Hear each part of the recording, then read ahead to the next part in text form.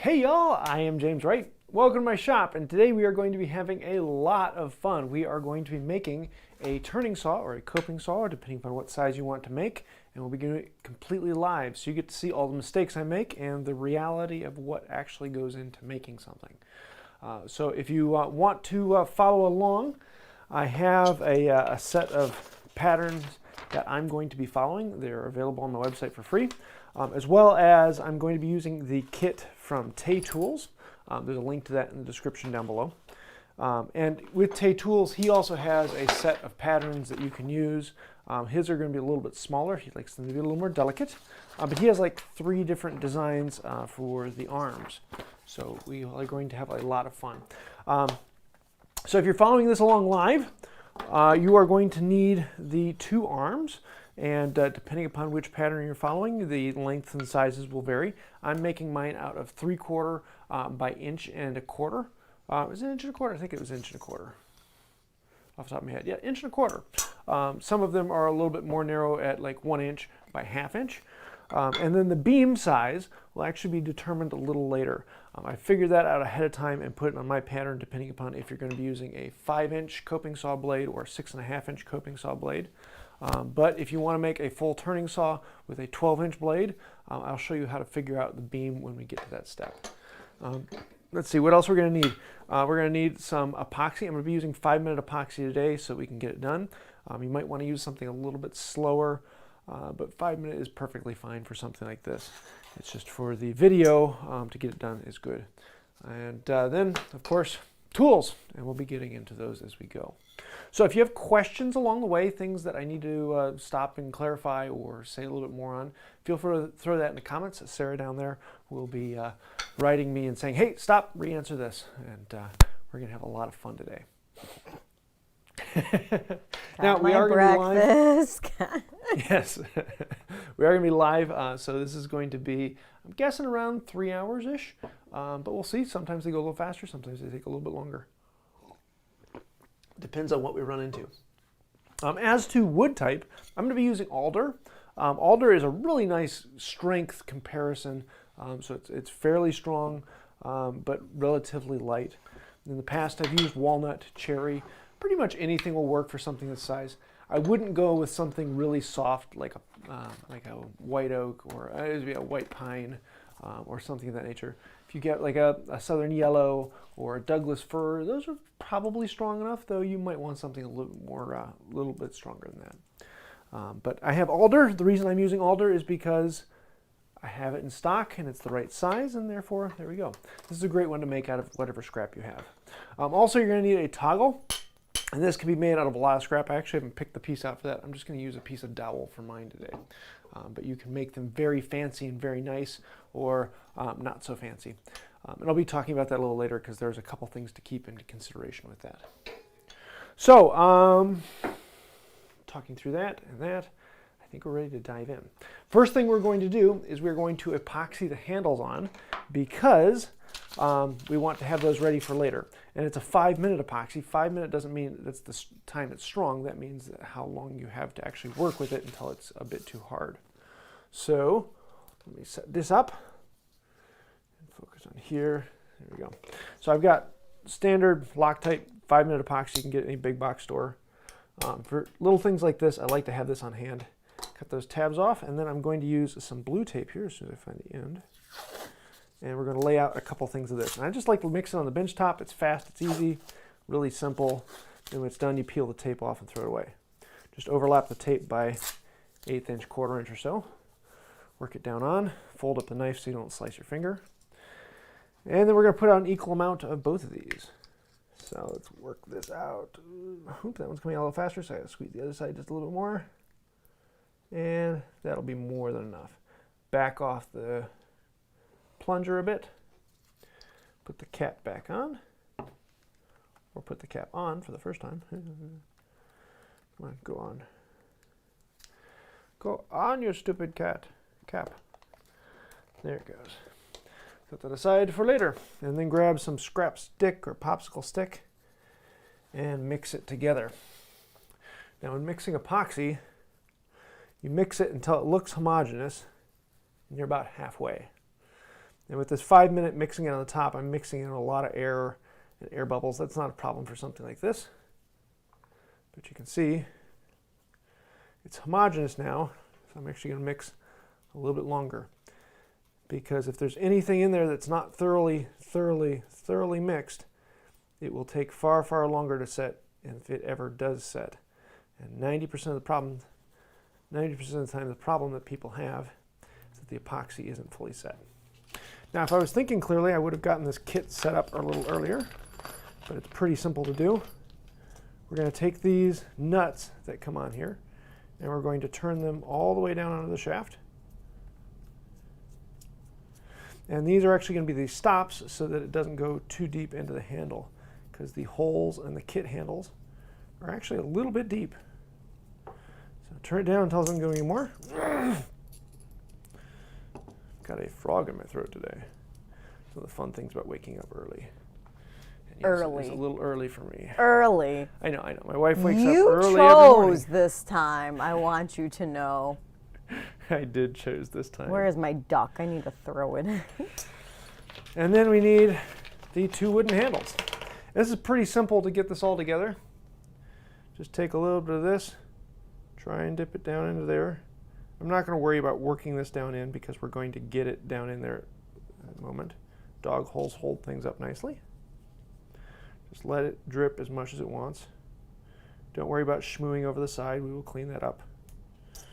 And then the important part is to get it onto the threads. And I want to make sure that these are completely coated, filled in, and caked all the way around. Okay, so this will drag it all the way down into the hole. Did you explain why you're starting with the handle first? Yes, because I need to let the epoxy set. Because I'm using a 5-minute epoxy, which means it's actually going to take about 30 minutes to an hour for it to be fully set. It's actually a little bit too much on there. I'm just going to scrape off some of it. I don't want it to schmoo out too much. And then work it down on there. And I'm going to be left with this big bubble on the end. And that is okay. Set that aside for a moment. I'm going to come back to that in a minute here. Do the second one. Any questions thus far? No. So if anyone has questions, go ahead and throw them in there. I will stop and answer occasionally. Work that down in. Here we go. And I'm going to grab 2 squeeze clamps, because what's going to happen, let's grab the right ones, is there's a bit of an air bubble back in the wood, and that's going to want to push it out. And so this will just hold this down in place so that that air bubble doesn't squeeze it back out. And I'm just going to lightly set that there. Squeeze this one down on. And then I'm going to grab a rag and clean off a little bit of that excess that's sticking up in there, because I don't want that bubble. So, rag, and we can wipe off that little bit that's sticking up.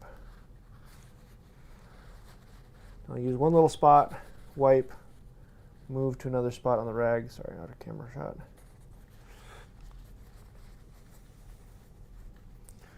And another spot there. Here we go. That one's ready to set aside. We'll let that cure. And now let's do the other one. Oop, got my finger in it. Oh no, I got epoxy on my finger. I know a lot of people are going to be up in arms with the fact that I'm not using gloves, but oh well. I really don't care. There, got that one cleaned off. Set that aside. Okay, we're doing the handles first so that they have time to cure, and we can now move on to the rest of it. If you are doing this when you have a little bit more time, I'll make sure there's one leather washer, make sure that doesn't run away. We're going to need that later. If you're watching this and you are not live, you might want to use something a little bit slower than 5 minutes, but that's perfectly fine for this. So, first thing we want to do is we want to drill the hole for these shafts to go into. And the hole is a 1/4 inch diameter. So I'm going to grab my 1/4" auger bit. Make sure this one's 1/4", right? 5/16. Is that epoxy? I know you said it's 5-minute epoxy. Is it considered fast 1/4". set epoxy? Yes, 5-minute is a fast set epoxy. Usually anything faster than 30 minutes is generally considered a fast epoxy. So. And then I'm going to need this, and where'd my driver go? Oh, there it is. I need my adapter so that I can put in a hex bit. Is that a super chat?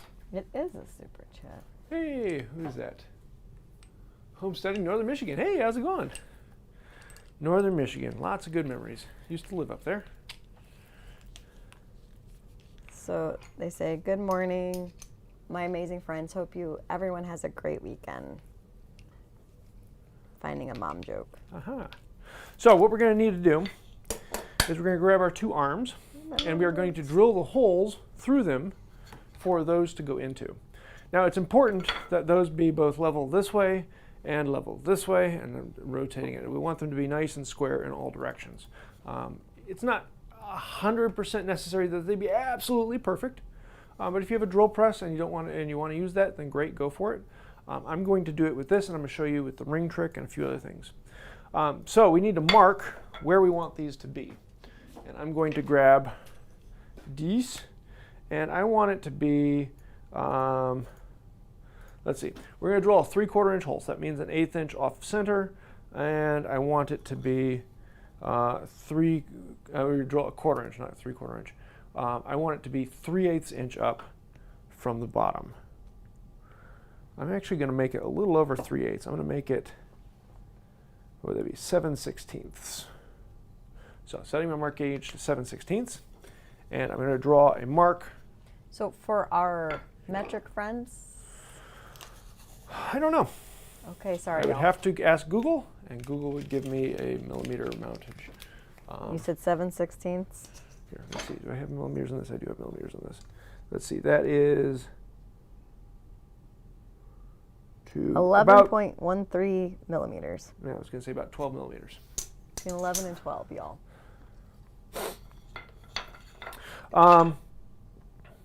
Make sure I got that cleaned out good.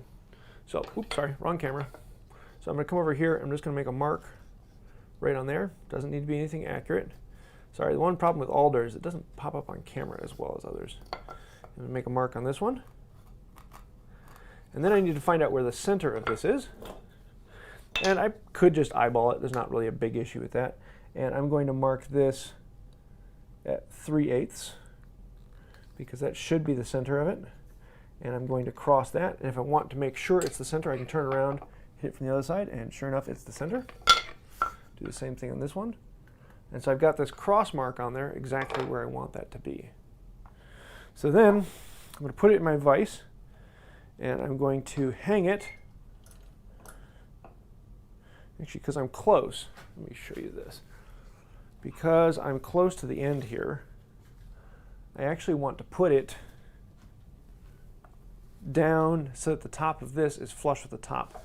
Because as I drive that screw in there, it's going to want to spread this out and crack it. But if I have the vise in there squeezing this together, it won't break it. So I'm going to put that in there, and I want the top to be flush with it, and I want it to be hanging vertical.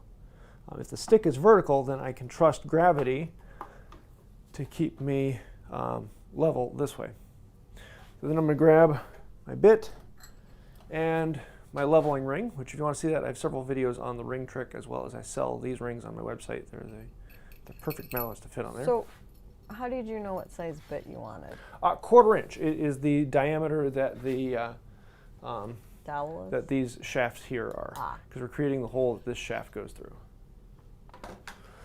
So we're going to put this on here, put that right into my mark, and I'm going to watch this ring.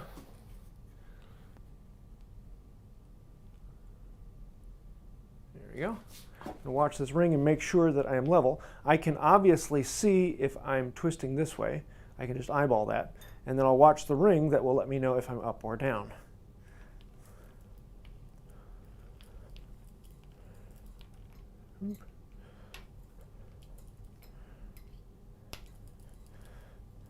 Trying to problem with these auger bits is this shaft space is so small that the ring sometimes runs off the end before you have a chance to correct your height.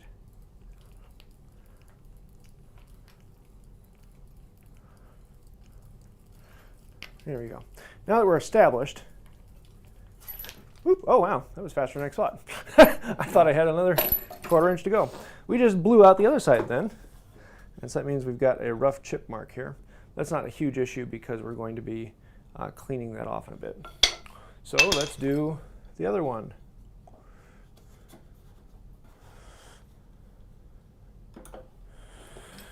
Second verse, same as the first. Ought to get better, but nah, it's going to be about the same.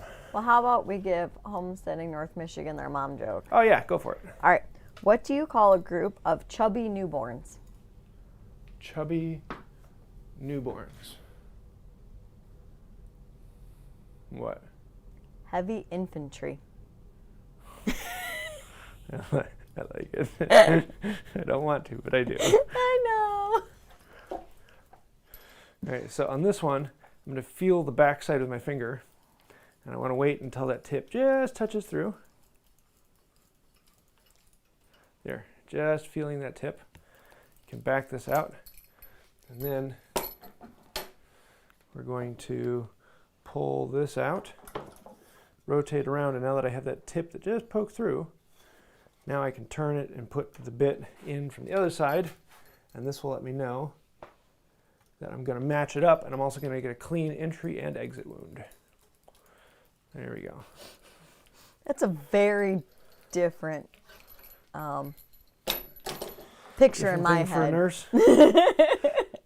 So there. Now we have our holes through there and there. Now, switch back to this camera. Now the next thing is our beam. Now if you don't know what size beam, you're going to need these, and this should have set up enough. Yeah, I can take them out of this. So we can take them out of this. It's to the point where it's not going to move around. And these can then fit in through this knob. It should be really good and tight. I'm trying not to rotate them because I don't want to break any glue that's loose on there. And mine are 1.25 inches. My beams are 1.25 inches thick. Anything down to 1 inch would work perfectly fine, but 1.25 inches is enough to then get the blades on there. So let me show you this. Focus, there we go. We want to make sure there's enough space so that the tang can fit back, and then those pins can slide down into that slot. If that slot is too close to the wall, then you're not going to be able to get the tang back in there to get it in. So you have to thin it out a little bit. But 1.25 inches is just about the right size. But anywhere down to 1 inch, you should be fine. So now with that and with that, we can then tell how long our tenon needs to be. So we can put this one in here. Actually, we need to rotate that. And I want to rotate it from this end, not the other end. Just a second here.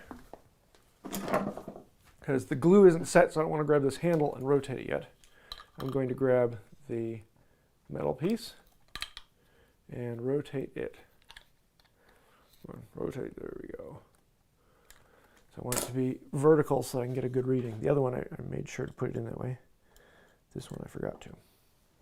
So there, we've got those separated. And this will then tell you how long your tenon needs to be. So for the tenon, let me raise this up so you can get a better clean view of that. I have that already figured out for length depending upon the saw you want. And I'm using a 6.5 inch saw. So, actually I made it a little bit short, but not too bad. We can work with that.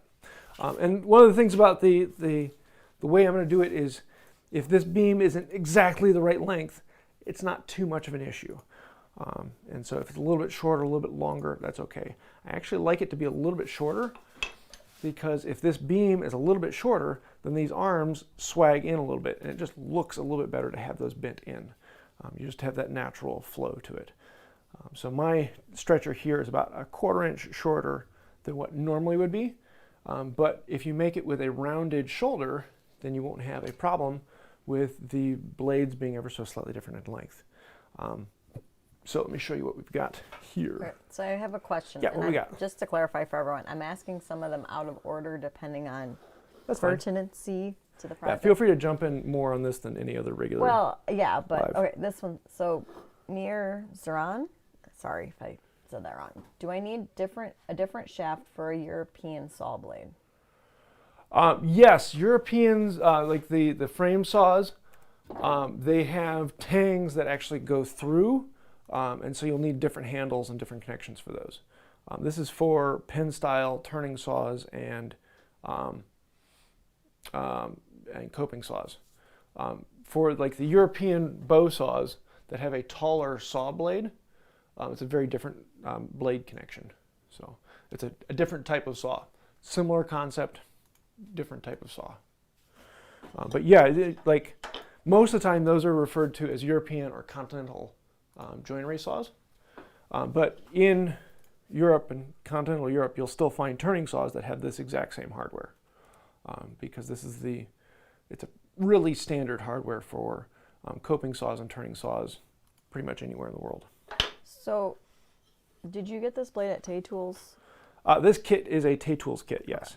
You can also get a very similar kit from Grammercy, Tools for Working Wood. But this one is from Tay Tools. Tay Tools is a little bit more affordable in that they make their parts out of steel. Grammercy makes their parts out of brass. So this one was made from a Grammercy kit. And if you want to see this, I actually did this in a live series 2 years ago, something like that. So it's a very similar thing, just with different. And then, okay, what length is your blade? The one I'm using is a 6.5 inch.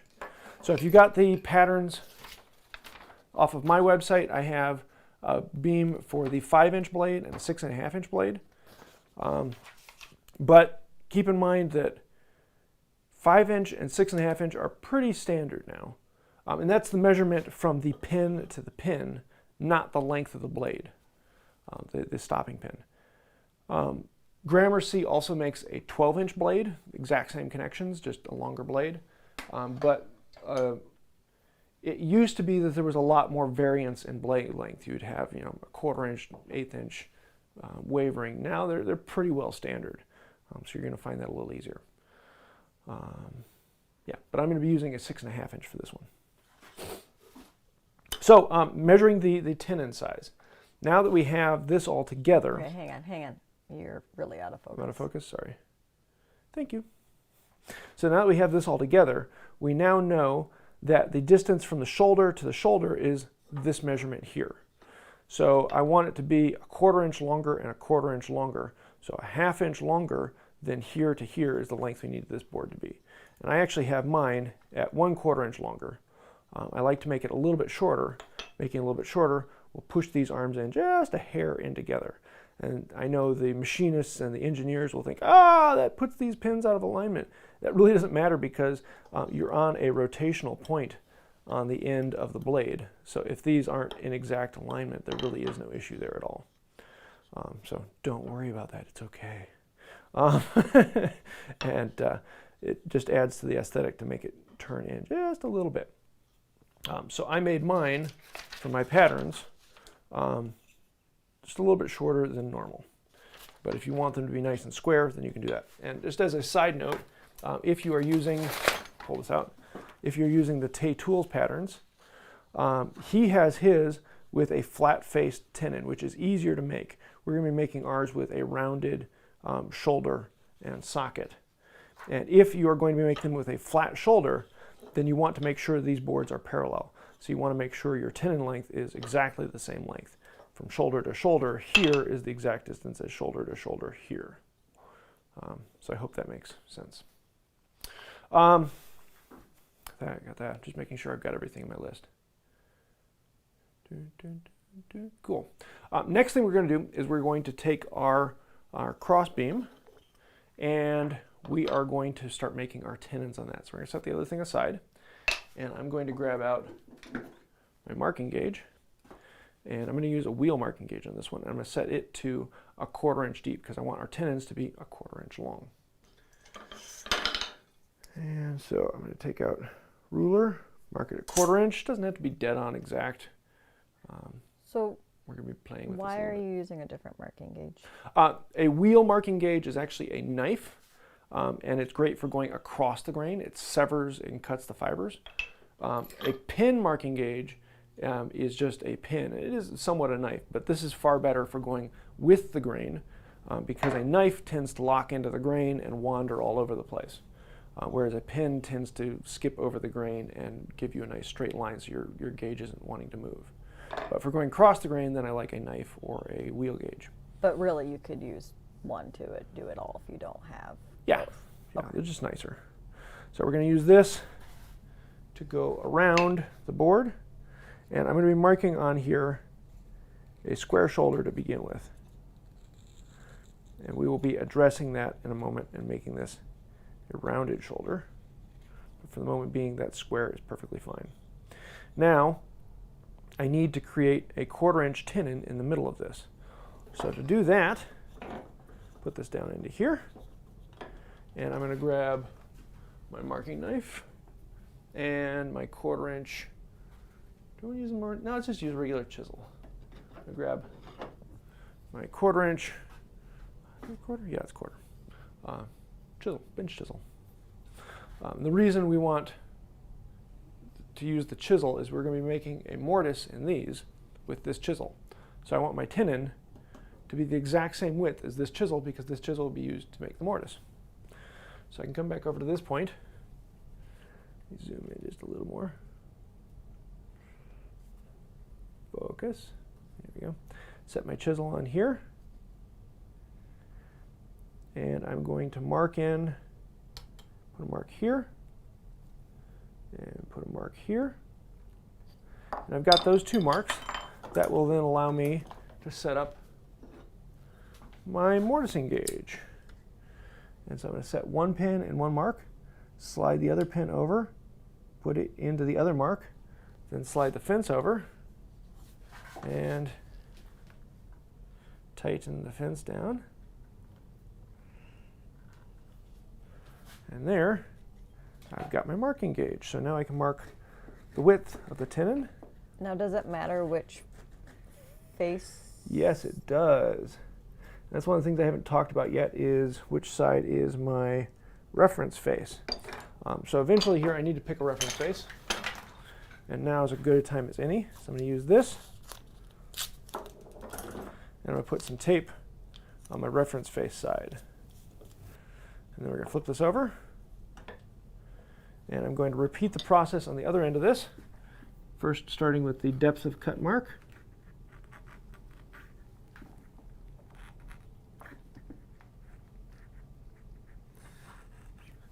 And then I can bring this one in. I can make the exact same tenon marks on the end of this one. Goes down to that same mark. And then I need to mark in. And I'm going to mark in. Actually, I'm just going to go ahead and use this one because it's at a 1/4 inch. Nah, 1/4 inch is too much. Let's actually do just a little over an 1/8 inch. So something around like 4 or 5 millimeters. Doesn't really matter what it is as long as it's the same. And I'm going to mark in from both edges. Flip this over. And then mark in from both edges. Any questions? Yes, these are not necessarily project related, but. Sure. I'm going to grab a dovetail saw while you do that. Okay. Ibrahim Shah asked, how does one get into woodworking as a career? Your favorite question. Lots and lots of doing work where you're not getting paid. Yeah, I am not a professional woodworker. I do not sell what I make because doing it with all hand tools cost way too much, and the amount of time and effort I need to put into it is rarely worth what I would, is rarely as much as people will pay. And it requires, in order to get people to pay that much, you have to have a name. And the only way to have a name is to get lots of people who like what you make. And the only way to do that is to then sell it for less than it's worth. So it's a really, really hard thing to get into. But I have a couple of videos on that if you want to see more. Although I'm not the best person because I'm not a professional myself. Just a second, I'm thinking through what I want to do here. I'll do that first and then that first, yeah. So first thing we're going to do is we're going to cut the shoulders. So I'm going to grab my carcass saw. And I'll put this in here off the side. I'm going to do it on this side so you guys can see a little bit more. Yeah, I can do it from this angle. Making sure I can get this in here. There we go. Flip over to that. Focus. There we go. So, carcass saw. I'm going to set on that line. And I'm going to cut in until I get down to that mark. Not very much at all. We're going to do this 4 times, and then on the ends 4 times.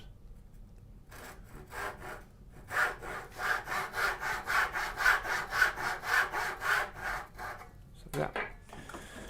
Any other questions? Let's see. Love Cards 123S. Is it possible to sharpen a saw with hardened teeth using sandpaper or a diamond file? Diamond file, yes. Sandpaper, maybe.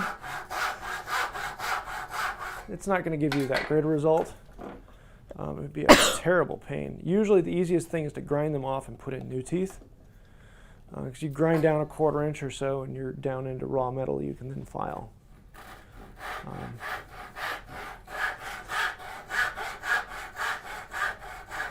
But usually it's easier and cheaper to go buy an antique. You can pick them up at most antique stores around the world, for around the US, for 10, 15 bucks. You're not going to find them at every antique store, but you're going to find them quite a few. And then I'm going to do the same thing on the other shoulder. Wait, did you? Before I connect the dots. Yes, I just switched out to my dovetail saw. Okay, I was like, wait. And it really doesn't matter. Carcass saw, I am technically going cross grain, so I should use a cross cut saw, such as the carcass saw. Dovetail saw is a rip saw. But for a small amount like that, it's really not going to make that big a difference. So I have a question. What's that? Earlier you said between Tay Tools uses steel hardware and Grammercy uses brass. Yeah. Is there a reasoning for that? Or just... Steel is cheaper. Brass looks better. Okay. They're both very functional. Okay. Technically, steel is going to be the better choice for long-term durability, but steel is always a little cold and insensitive. Brass is delightful, happy, but in the end, it's just a personal taste. Okay. So now let's flip this up on end. I'm going to show you 2 different ways to do it. I'll do one end with a saw and one end with a chisel.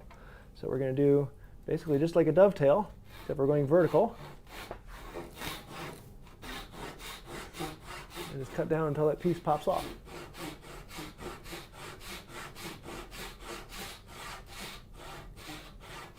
Going very, very lightly, taking the weight off of it. Just didn't come in quite far enough on this one. Okay. So What's that? Bob T252 said that came in late. How did you determine the length of the stretcher? Just talked about that a minute ago, but you put together the whole frame. Here, let me show you this. Put together the whole frame. Once the pins are in place, then this gives you the length of the stretcher. I like to make my stretcher a little bit smaller than that, just because it cranks in the arms, makes it look a little bit more appealing. So on my pattern, on my website, these are a little bit smaller than the normal. The ones on Tay Tools patterns are a little bit longer. Actually, no, he doesn't actually list the length of his beam. He has TBD, to be decided. Because you put this all together, and then you measure the distance from here to here, and that's the distance from shoulder to shoulder. Then you want your tenons to be a 1/4 inch longer, or something like that. 1/4 inch to 3/8. The tenons actually don't hold any weight or any pressure. The tenons are just there to resist lateral movement, so they don't have to be very long at all. A little bit more. Nope, you didn't come in far enough from the side. Then we rotate and cut down this way.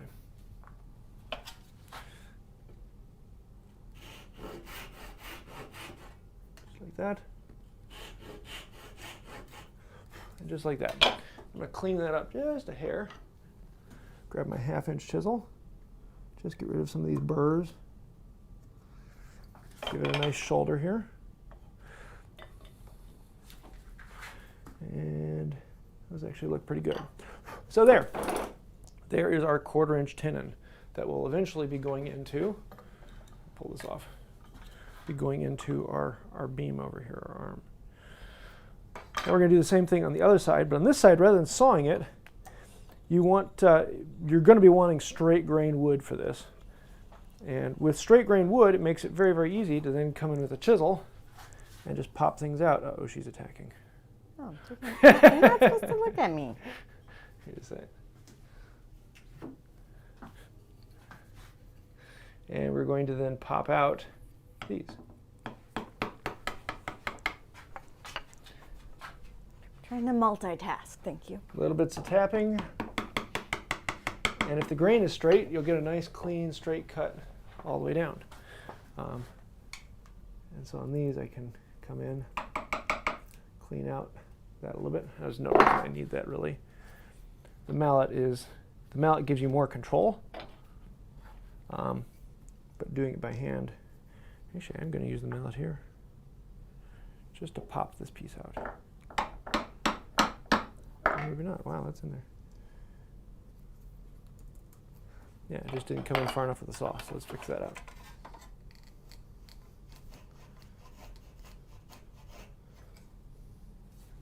Oh, the grain on this end isn't perfectly straight. Look at that. So it's actually weaving in just a little bit. The grain was diving back into it just a hair. Let's do the same thing on this one.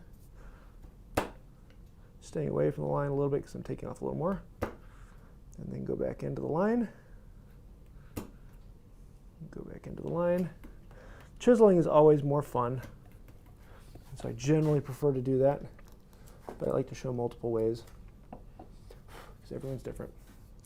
And you're going to be chiseling the shoulders and all that as well. So might as well just go ahead and do it this way. There we go. Nice and clean all the way around. So there is shoulder and shoulder. Now you may have noticed I made these flat and square. And it is easiest to make them flat and square, but if you make them flat and square, you want to make sure the distance from shoulder to shoulder is the exact same as the distance from arm to arm when the blade is in place. And let me show you what I'm talking about here. So, in my case,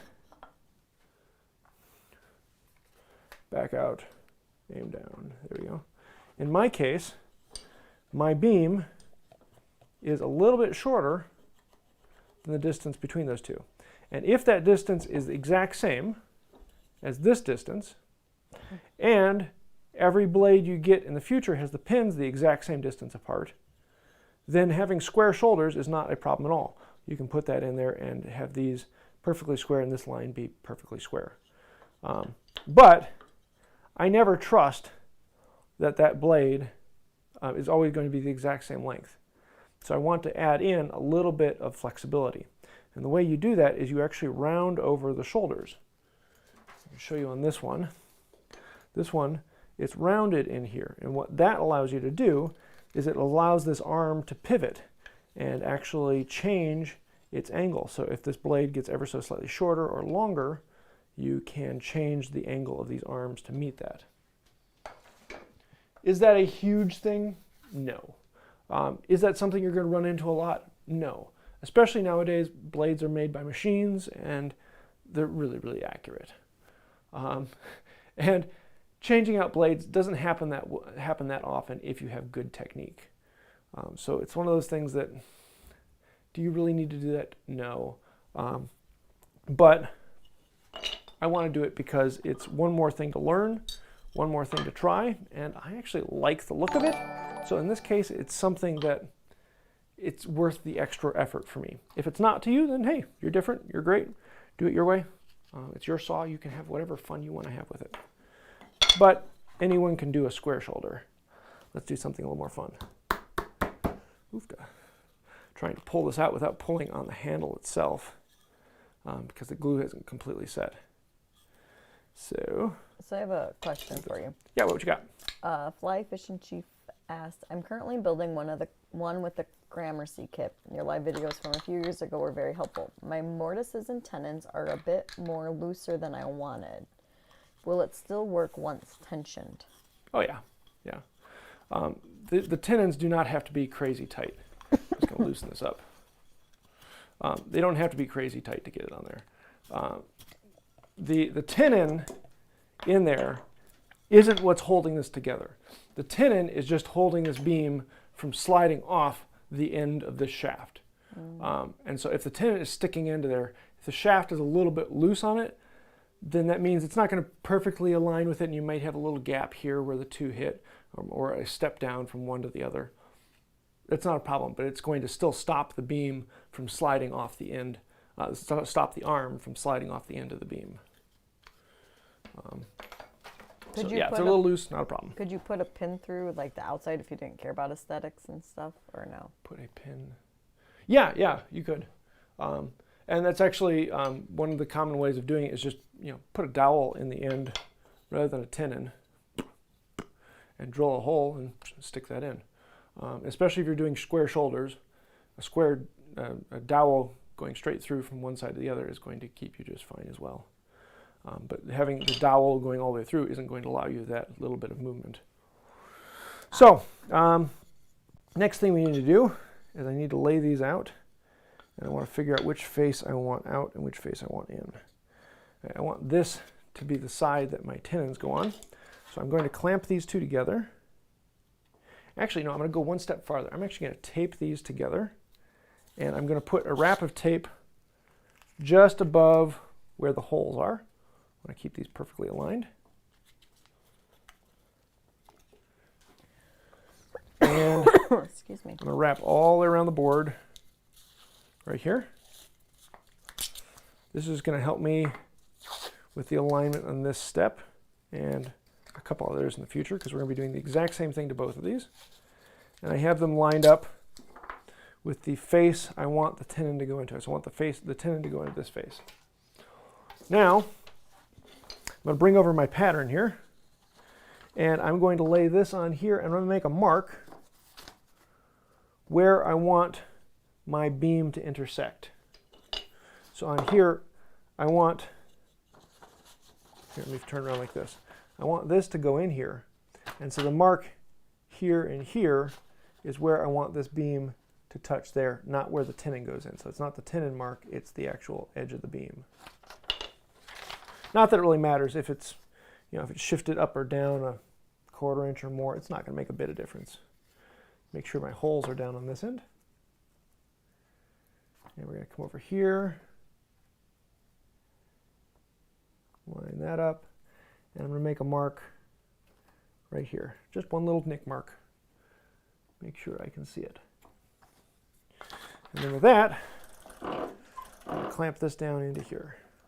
And this is going to feel a lot like dovetails, because I need to then transfer the width of this tenon. So I'm going to put that mark right on the shoulder. And then I need to mark where this edge of the tenon is. I need to mark where this edge of the tenon is. And so now I know the width of the tenon on there. I grab my little square, put it on. I'm going to make that mark go all the way across, or at least have it in the middle here. Little mark there, little mark there.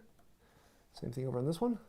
Little mark there, little mark there. Now I know that my tenon will fit in there, and will fit in there. Now I need the mark this way. And the nice thing about that is okay. What's that?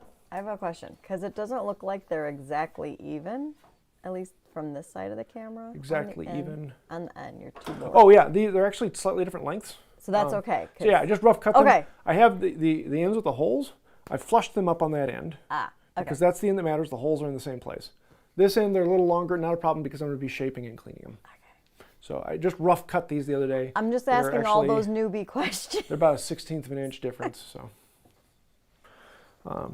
now we had the mortising gauge set up to make the width of our mortise off of our reference side. And because we took these two beams that were side by side and we brought them together like this, our reference sides are now on the outsides of the beam. So I can take my marking gauge with those exact same marks and I can put in the width marks. So I was just going to say. Like these. And I want to do that down one side, and I'm going to rotate it around because my reference side is on the other side. And we come down the other side. And there. Now, I've got my marks in how wide they are. So we're going to take this down. And I'm going to grab my handy dandy little trusted depth gauge. I have a video on making one of these. Really kind of fun and simple. We're going to set this on here, and I want to know how deep this tenon is. Lock that down. So I need to make the mortise that deep, or just a hair more. Hair more is not a problem. I want my 1/4 inch chisel. And so in this case, we are going to just chisel this rather than augering out, because we're only going in a 1/4 inch. And alder is really nice. We're going to have the bevel in the direction I want to travel. So I'm going to chop, chop, chop, chop, chop, and I want the bevel to be in the direction, the side I'm going. So I'm going to move over 1/16 inch, and this time it goes in a little deeper. Move over another 1/16 inch or so. And each time it's going to go in a little bit deeper, and a little bit deeper, until we're down to depth. And I know that this bevel is a little bit shy of a 1/4 inch, so I just want to go a little bit deeper than that bevel, down to about there. And so I'm just going to, I can go in deeper, but I'm not going to. Just going to go into the depth of that bevel. And go all the way across.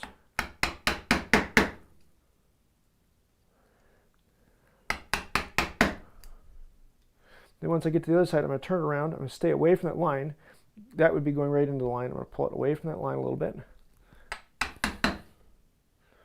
Still staying away from it. And then let's remove those chips and clean it out.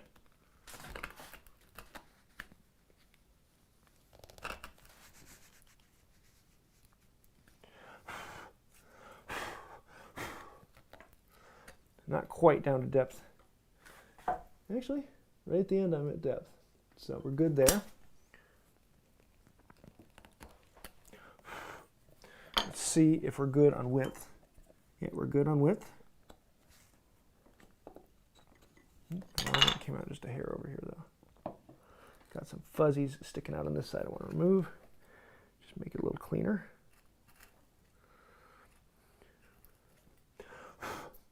Because I'm at depth on this end, I'm going to go just outside that line. I'm like a 32nd of an inch away from it. And now I'm going to go right into that line. Now here's the magic. I'm actually going to undercut it a good bit. And the big reason why I want to undercut it is I want this beam to have flexibility this way. And so if the beam needs to rotate this way, it needs to undercut on that side. If it needs to rotate this way, it needs to undercut on this side. So let's clean out those chips.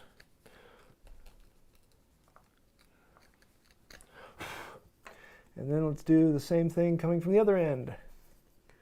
So we're going to start here. And then move the bevel till we're down to the depth we want. Turn it around. Still stay away from that line until we know we're cleaned out where we want to be. Got about 30 seconds or so to go to that.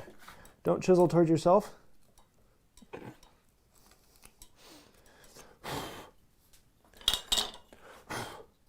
Good there. Depth. Depth is good all the way along. So then we can go right into that line.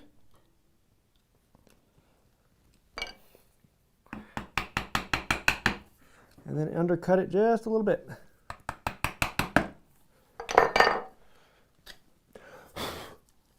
Just clean out all the junk on the bottom.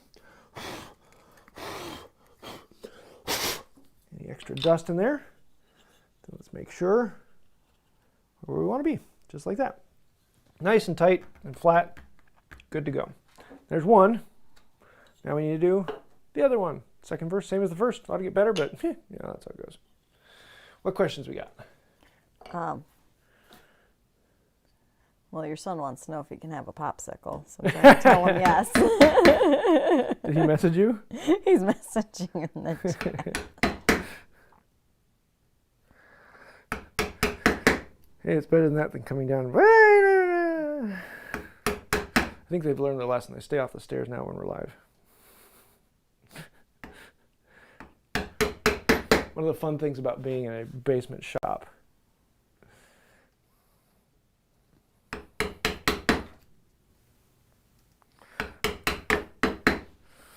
So what questions?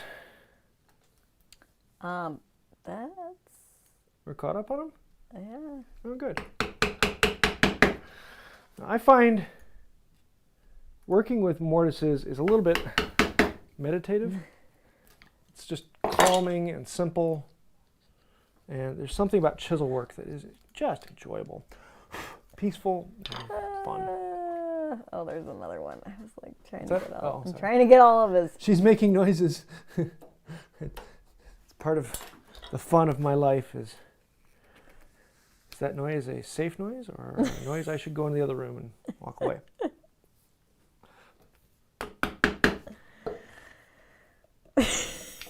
Are you implying certain things? I would never imply anything about you, babe. So, okay. May I have a popsicle, please? Yeah, popsicles everywhere. Anyone who would like a popsicle for breakfast or supper or lunch, whatever time zone you're in, by all means. How far into the project would you say you are right now? Third of the way. Okay. Yeah, in a moment here, we're actually going to have a functional saw. Once I cut these out, put the tenons on, put a string on the back, it's a functional saw. Everything from that point on is the decoration and detailing, making it better, making it more functional. So that's the fun part where you really got to get into the shaping. But one of the interesting things about this is you end up making the functional tool before you do anything that actually makes the tool comfortable to use, because it's going to be very uncomfortable. Let's test this one. Nice. So there. Now we've got that one into there, and then that one into there. I want to make sure that both tenons will work in either one, because at this point I haven't designated one or the other. Nice. So we have square shoulders on here. Actually, let's put this together and show you functioning saw, and then we'll go into all of the details on this. Yeah, my guess is originally 3 to 4 hours. We're doing pretty good, so maybe 2.5, 3. So, nope, that was that way. My tenon is ever so slightly off center. There we go. So now when I put this in, we got that on there, and I can just wrap a string on the back, tighten up the string, and we're good to go, other than making the toggle, which will be the very last thing we do. That is the turning saw. 2 holes, that, and if I cut a little indent on either side so the string didn't slide off the end, that's all we've got. Now, what I want to do is I want to go about making, you're just saying, this is off center ever so slightly. Why is it off center? Huh, it is off center. I've got a little bit of a step here. So somehow I cut this mortise just a little bit that way. And so I've got this little bit of a step here. Not a huge issue. I could just plane this down flush. But I'm actually going to widen that mortise ever so slightly.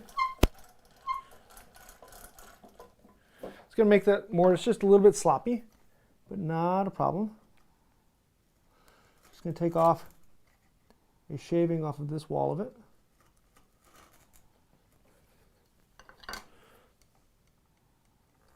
Bring that down. And that down. Remove it. One of the funs of live. There we go. So this has a little bit of slop in it now, side to side, but I've got a nice clean smooth edge there and I can get that out. That slop's not going to be a problem because once I tighten this up, the force and friction in that is going to really stop that from moving around. So, next thing we need to do, that one's good, that one's good. Next thing we need to do is, well, a couple other things we have to do. Number one, back the camera out. Number one, we've got to do the shaping on this, make it comfortable, make it easy to fit. We have to make notches for the string to go in. We have to make the toggle. But I want to actually make these ever so slightly rounded to get a little bit better fit in here because I am going to need to pull these in a little bit. Actually, it's going to be pulled out like that a little bit. So I want to make those rounded to give me a little bit of slop on that. So to do that, actually I'm going to need to start marking these. So I'm going to put a piece of tape on the reference face and then the side that the toggle goes on. Actually, I'm going to do it down here over the hole because I'm going to be doing less work on that side. Because those are the two things I need to know. Number one, which side does the toggle go in? And which side is the reference face for this to go on? So, oops, tape is stuck. So that goes in there, that goes in there. Now, set those aside, and we are going to draw a circle on this. Now, you can come up, you can look around your shop and find something that is round and about that diameter-ish. And here I got a bucket, let me do that. I'm going to show you a couple different ways of doing this. So one is to get a bucket and a pencil and focus a camera, and with the bucket supported on this, I'm going to draw a line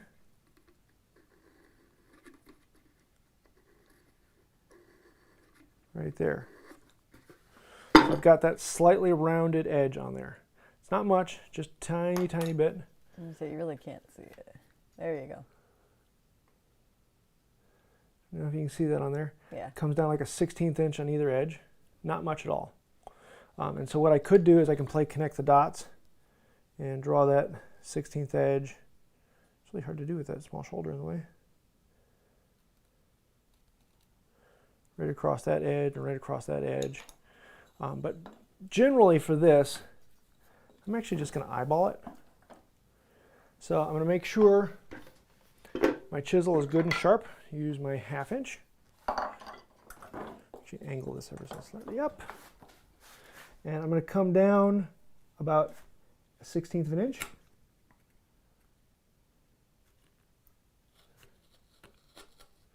And I'm going to chisel in and just eyeball that angle. So would a small plate be acceptable for the right round? Yeah. Whatever your arc. There's no perfect diameter. I was like, to you have this. a protractor behind you. I didn't know if that was too. Yeah, it's something around 8 to 12 inches is about what you're looking for. Nothing special. And in all honesty, I'll show you on the other side. I'm not even going to make the mark because it is so small. You can eyeball it, and if it's not exact, we're going to just transfer these marks to the beam, and so we can make the beam match whatever we have. Here. I mean, is it more for aesthetics that you're picking that, or no, does it really have a function to be that specific? It is the function. Oops, wrong button. It's the function that allows those arms to rotate in and out. So you don't want it to be too. Yeah, like on my rounded. previous one, I think on this turning saw, I think it's like it was probably about a 7-inch radius, a 7-inch diameter. There's nothing particular about it. Just having a rounded shape on there works. I just wouldn't make it like 3-foot diameter. Something around 12 inches, about as big as I go. And that really only means, a beam this wide, that means taking off a 1/16 inch down. And so it's really not that much at all. Here.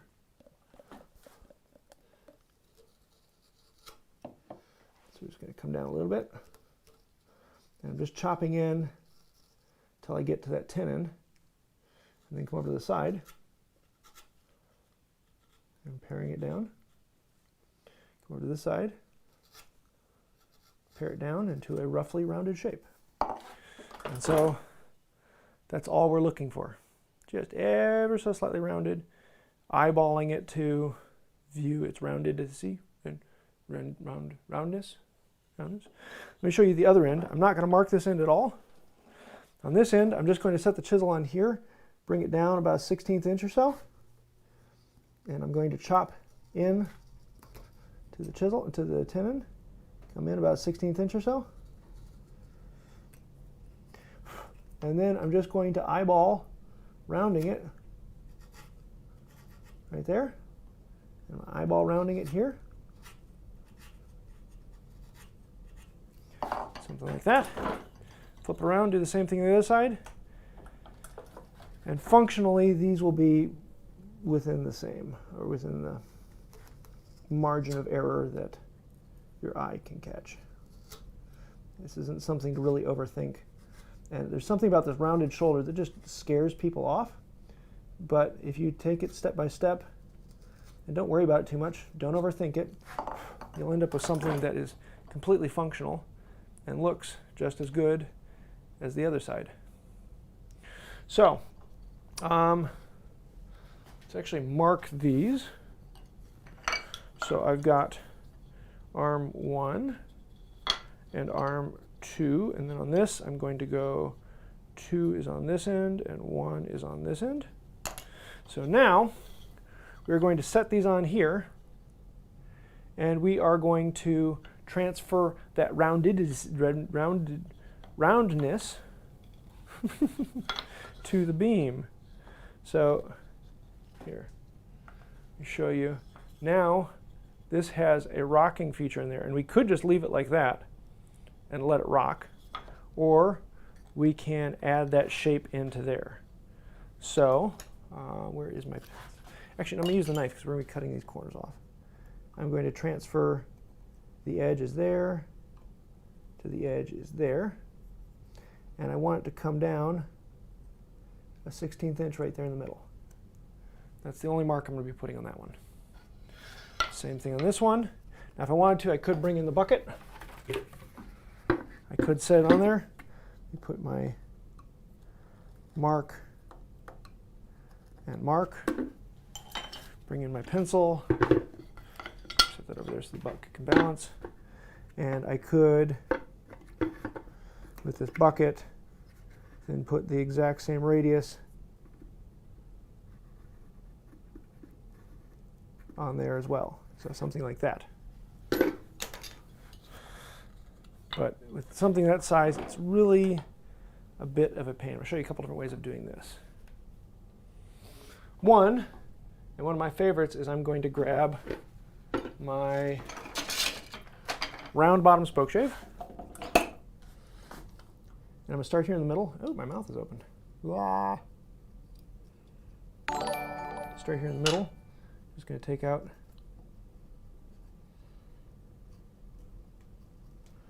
shaving from that side and a shaving from this side. So I got a little bit taken out. I'm going to back it up a little bit more. Let's lock it down. Is that thing just dull or is it out? Oh, it's not out, that's why. Let's do some adjustments. For this one, it's a hammer adjustment.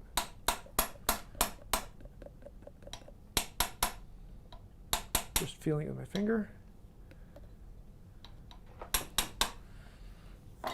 Let's try that. There we go.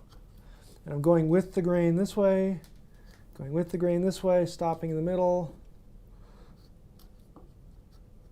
until it gets roughly out to the size I want. This is a rather quick and easy way to do it, but the other way you can do it is with a chisel. So just grab a chisel and go back out here to that mark and whoop, round it down to depth. Then come in from the other side, don't chisel towards yourself. and round it down to the same depth this way. My hand's in the way? No. Maybe a little bit, but we get the gist. You want to make those grains match.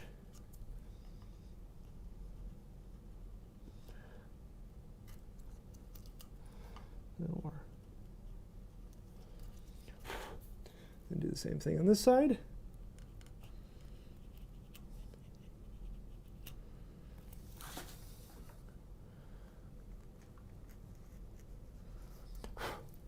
And now, let's test. This is 2. Goes in there. Let's eyeball this roundness. And I can look at it and I can see. I push it in. I'm touching right there. I got a pretty good gap all the way around except for that one little spot there. On the other side, I'm touching right there. So I just need to take off a little bit on those 2 spots. So you don't want to be touching? Yeah, I want it to be touching all the way. So I'm only taking off a little bit. Gotcha. Where it touches. So just like jointing, only take it off where it touches. A little out of focus. Out of focus? That's better. So just the spots where it's touching. And just cleaning off those chips so they don't fly apart.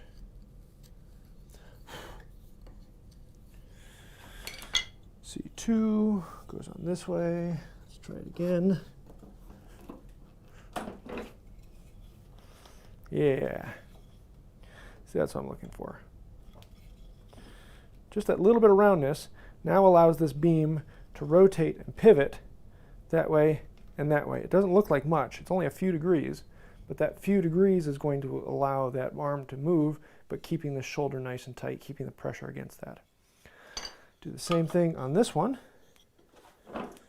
Another way you can do it is with a 4-in-hand. And so with this, you can just go across.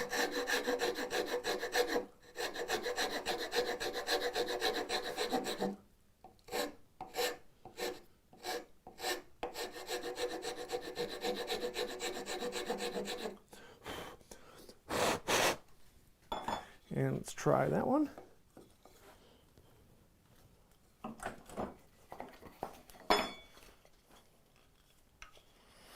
And you can see that's a little bit faster. It's going to leave it a little bit rougher. You might need to come back and clean it up. Actually, I need to take this depth down just a little bit because I made the shoulder go in. The bottom of this one isn't quite deep enough. The other one was a good bit deeper. So I just need to take out a few chips.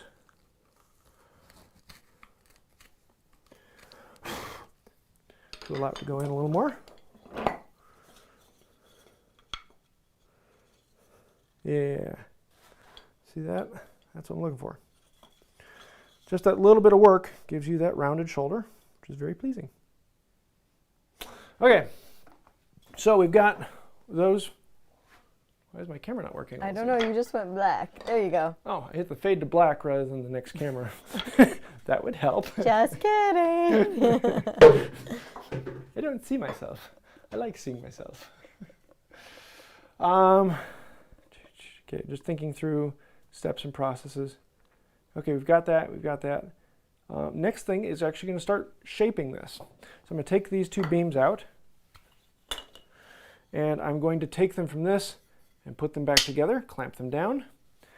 And on one of these, there's a couple different ways you can do it. Number one, you can cut out this pattern, and you can glue it onto this face, and then print out another one and glue it on the other face. And then you can shape it down to that. Or you can do it like I'm going to do it and just eyeball it. There is nothing special about the shape. There are a pile of different shapes and patterns, and every tradition has different methods. So there is nothing, don't worry about being the right shape. And that's why I want to just do this one by hand. And the most important thing is knowing where that first pin is and knowing where the tenon is. I'm actually going to start with, let me explain what I'm going to do here. So I'm going to start with creating this outside of the arm. So I'm going to have this side up. I'm going to start by cutting in down to this depth, and then I'm going to chisel this shape, chisel this shape, chisel that shape. And then I'm going to flip it over, and I'm going to chisel out this shape, and chisel out this shape, and then round this over, then bring them both back and clean them up. And that's pretty much it. So we're going to start with this area here, and then this area over here. So I want So if you the back didn't sides. want to do that, So tenons down. Could you just put the blade in and... Yeah, if you want to leave it square and rough. I'm just asking. Yeah, you can just put the blade in, put a string on the back, tighten it up, and it's a saw. It's functional at this point. I'm going to grab a crosscut saw, my carcass saw, and I'm going to come in about an inch or so from the end. Let me turn this around over here to give you guys a little better view. Will you be carving this after? I will not be carving today, but I'm sure at some point it will work occur. Its way. It will occur. Yeah, and if you ever went back and watched this one on this saw that I did live, we did a decent amount of rather simple carving in there, and did some of that on there. Really, really easy things to do. I know those look complicated, but they're not. These are actually a lot of fun and relatively simple. So don't worry about it. You can make it as fancy as you want or as cheap as you want. From this point on, it's all schmoo. So I'm going to start by, I've got my holes on this end, so I'm going to come in about 1 inch. I'm just going to eyeball about there. And I'm going to cut down maybe about a 1/2 inch.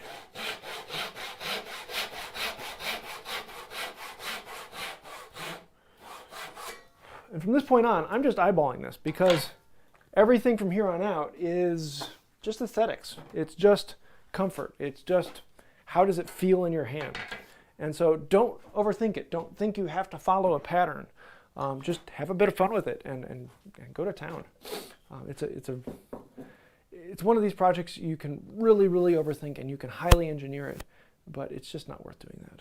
Don't waste your time. Here, before I go any farther, I do want to know, because my mortises are on this side, but I'm working on the back side. I want to know where those are, just so I don't make it too big. So I'm going to make a mark here. I'm just going to eyeball. The mortise is about here, or the beam is about there to there. I'm not really caring exactly where it is. I just want to know roughly where they are. Then we're going to clamp this down in. And we are going to start from those marks I just made. And I've got these chips that are going to run out with the grain. And we made that cut first to create a stop.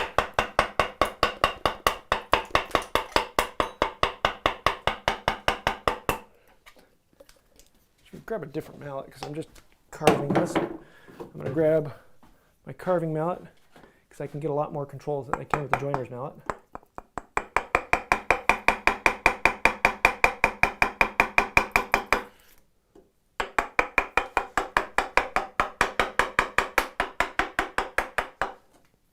Sorry for the audio. This is the point at which things get loud.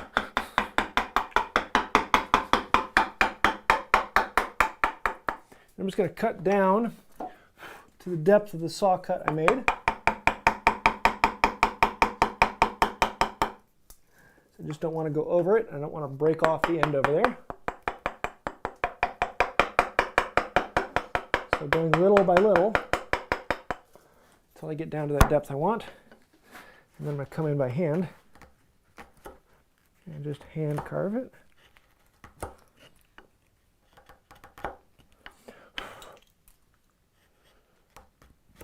Like that. So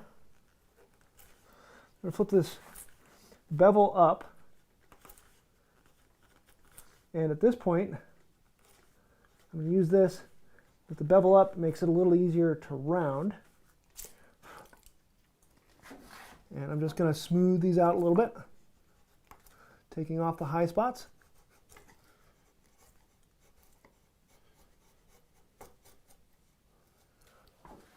Sometimes you can use a side shearing cut to get those little high spots.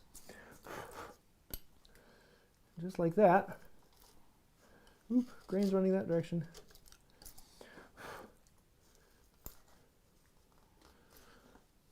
Got those pretty well cleaned out. Now if I wanted to, I could come in with a file and really smooth them out.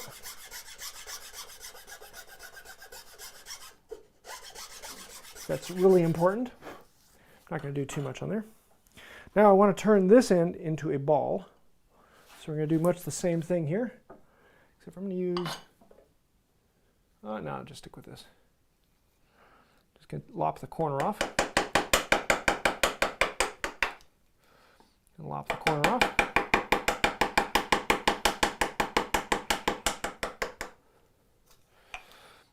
I'm going to come back here to midway, the lower angle, lop that corner off, and then come up at a steeper angle. Here, let me move this camera around. See if I can show you from this side. Come up here at a steeper angle here.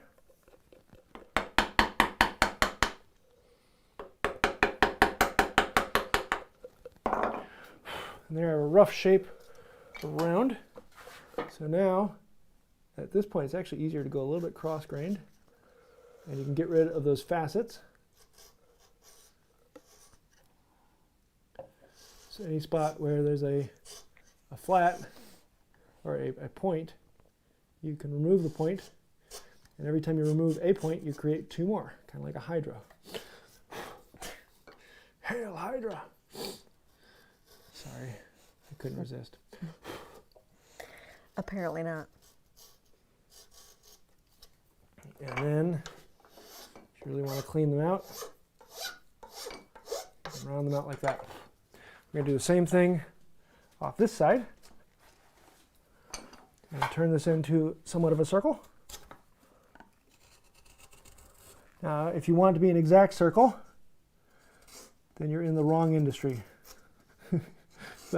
Now, if you want to get it closer to circle, draw a pattern on the side and then shape it down to the pattern. In this case, it doesn't have to be exact for me.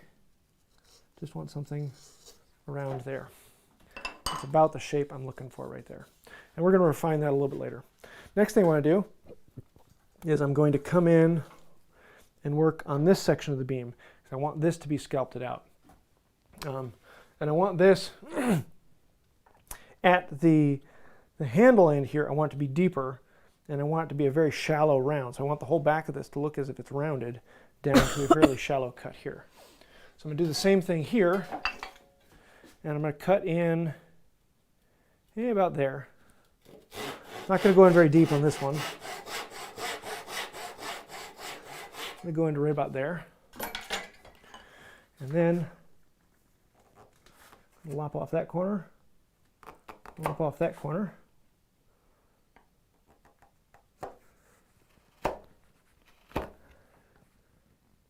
Just round that over a little bit. You should grab these and turn it around. Be easier to show you guys from the other side. Making sure to hold them tight. They don't want them to move around. I'm going to come back here to that mark I made earlier.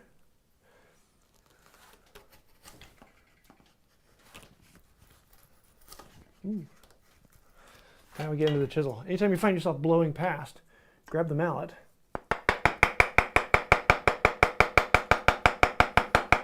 Mallet gives you more control.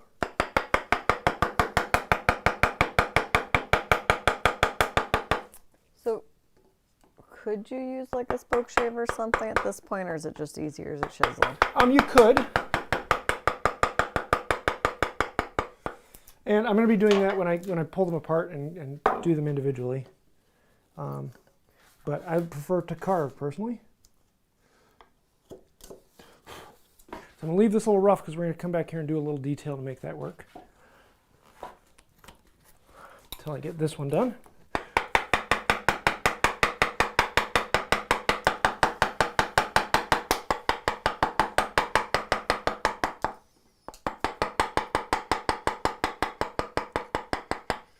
Be very, very careful because I don't want to blow off that end. So I'm going to grab a rat's tail, a round rat's tail, and I'm going to file this down into a rounded shape down here. So that will relieve a bit of stress at that juncture, and it also looks pretty good.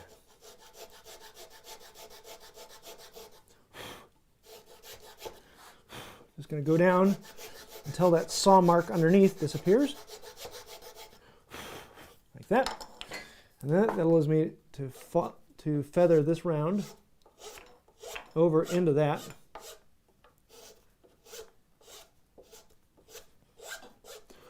Just like that. Now we can clean up this face down to that before. So just like before, I'm going to come in here, bevel up, and use it kind of like a plane to smooth off large amounts until I get here. Be very, very careful.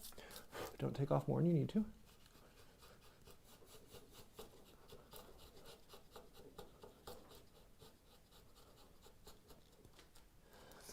And if you wanted to, let me grab my 55. Could come into the spokeshave.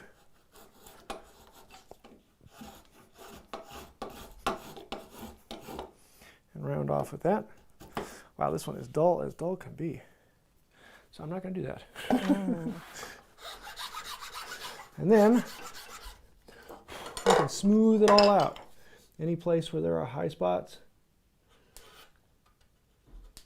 stop and clean them out. Chisel is taking off a lot of material very quickly. File takes off very little, very slowly.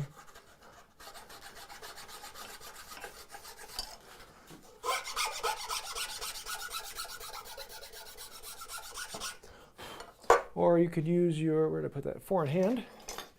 Nice thing about that is you have the rasp if you want to go really fast. The files on these tend to be a bit aggressive.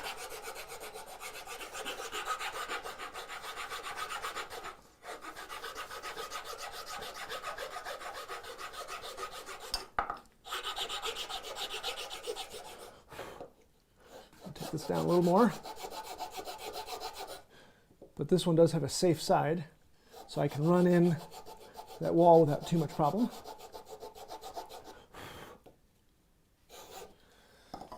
Actually, I'm going to just do it like this.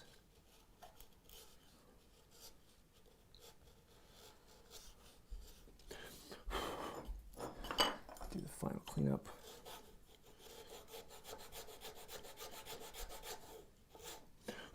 That. Get rid of the marks from the 4-in-hand.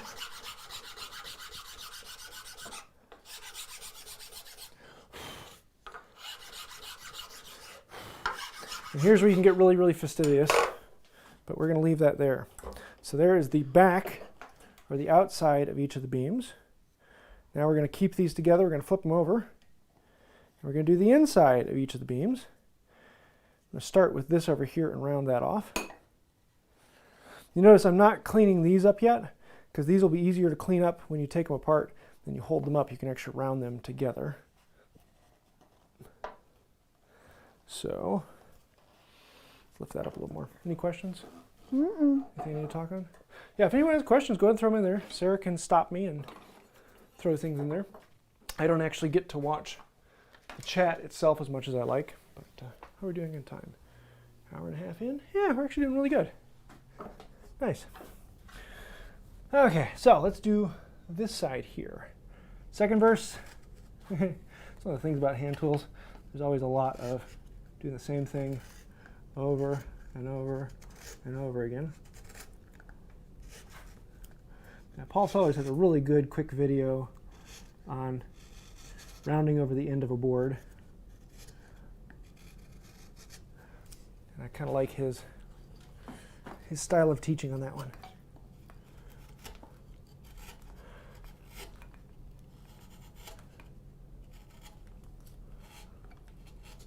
So just like that, pretty quick and easy,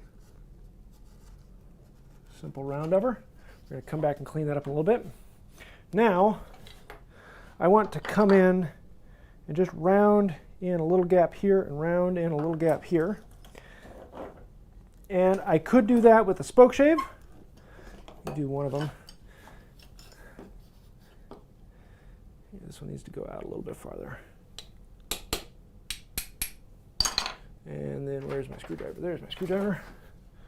Just make sure that's tight. This is a Miller Falls, one of my all-time favorites. I'm going to start in the middle here.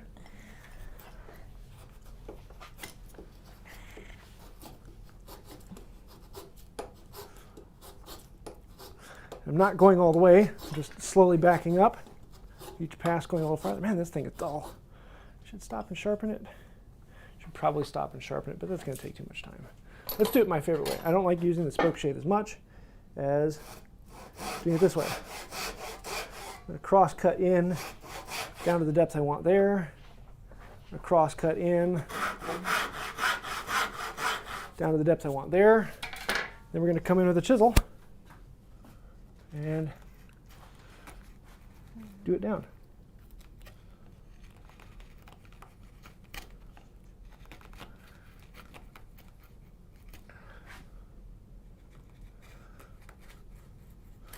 And I love this part. This is fun right here. This is where the happy little wood curls come out.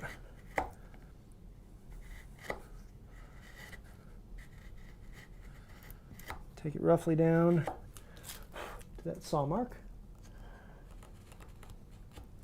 That saw stop gives you a stop, so if you accidentally slip, you're not going to break off that whole section there. Since I'm still on this angle, come back here. Do the same thing on this side. Whoop.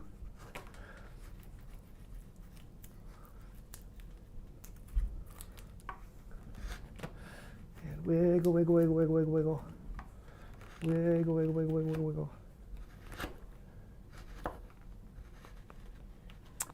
So Matthew Buntyn wants to know, are there any other tools on your I'd like to try making one of those lists?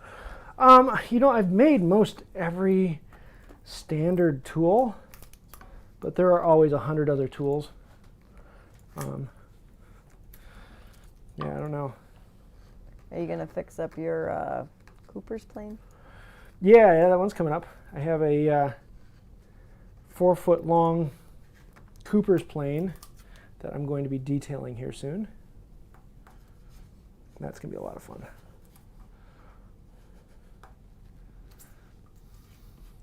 Actually, I'm going to do the round over on this one too. So I have a question. When are you going to be done with those chairs so I can have my bench back? Someday. Nah, I'm going to leave it like that. I'm just kind of playing with the aesthetics, which way I like. Yeah, Sarah's bench is currently a horizontal surface holding all of the chairs. We're not bitter about that at all. I finally got all the chamfering done. I haven't had a chance to. I gotta do the final cleanup with the spokeshave. Well, then you better sharpen that spokeshave. Not spokeshave, card scraper. Oh. That's why they're dull, is I've been doing all the chamfering on them. So same thing from this side. Woo. When the grain breaks loose. It sounds like a title for a really good book, When the Grain Breaks Loose. Better than the brain. That was a while ago. That's a new sci-fi. Same thing on this one. See, the one thing that we don't have going on in the shop that you would always have going on is our music. Yeah. Gotta love copyright claims. Although when I'm recording, I never have it going on. But if I'm just shooting for myself, music is almost always on.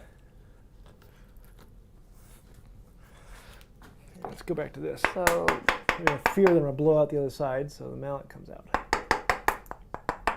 So I'm almost done with this rough shaping. And then we're going to do all the detail shaping. And then we're going to fit them together.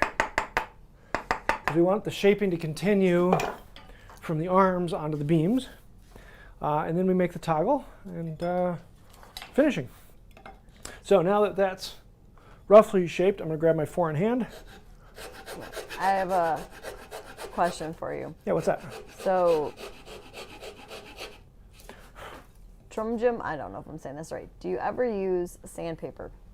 Yeah, not very often, but I do. Sandpaper is great for organic shapes, such as totes and knobs. If it's a flat face, it's faster to do it with a cutting tool.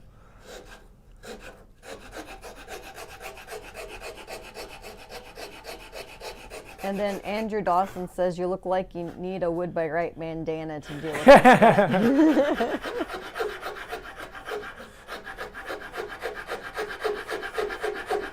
No one ever said woodworking wasn't sweaty work.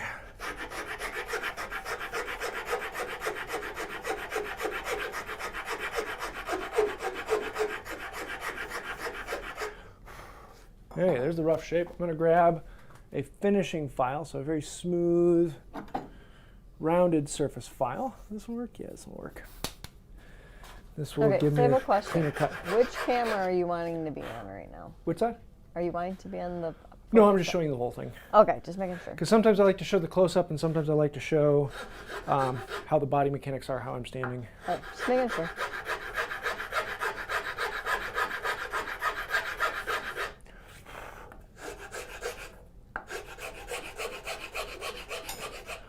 Let's grab an actual finishing file. That one's a little rough still.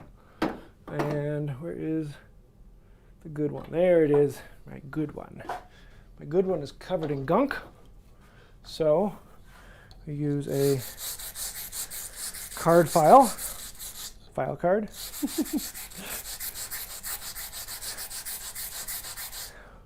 Clean out all the gunk. And then this will give me a finished ready surface.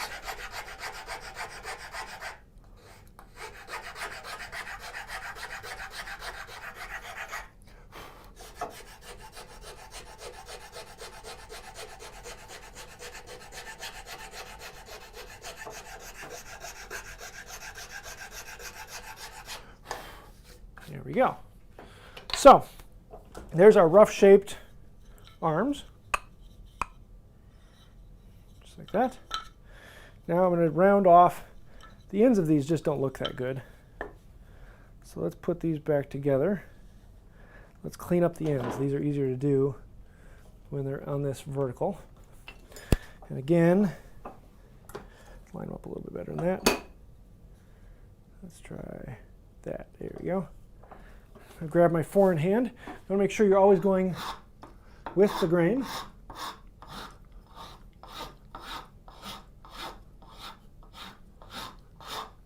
Nice about the fork in hand, you can use the rasp to really get the work in. Move these a little closer to the edge here. I'm not running into the vise.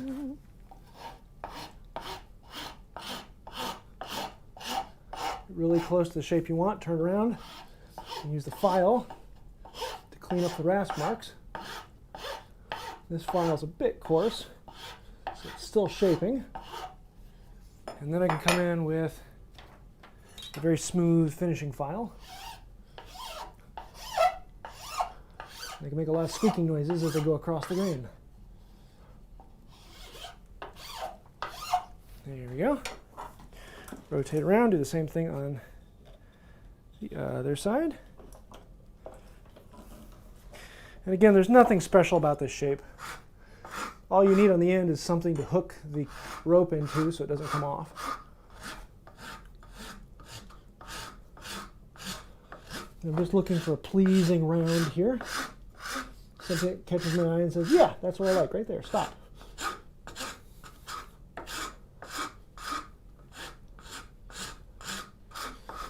And all of the regular videos, you get to see, 30 seconds of this.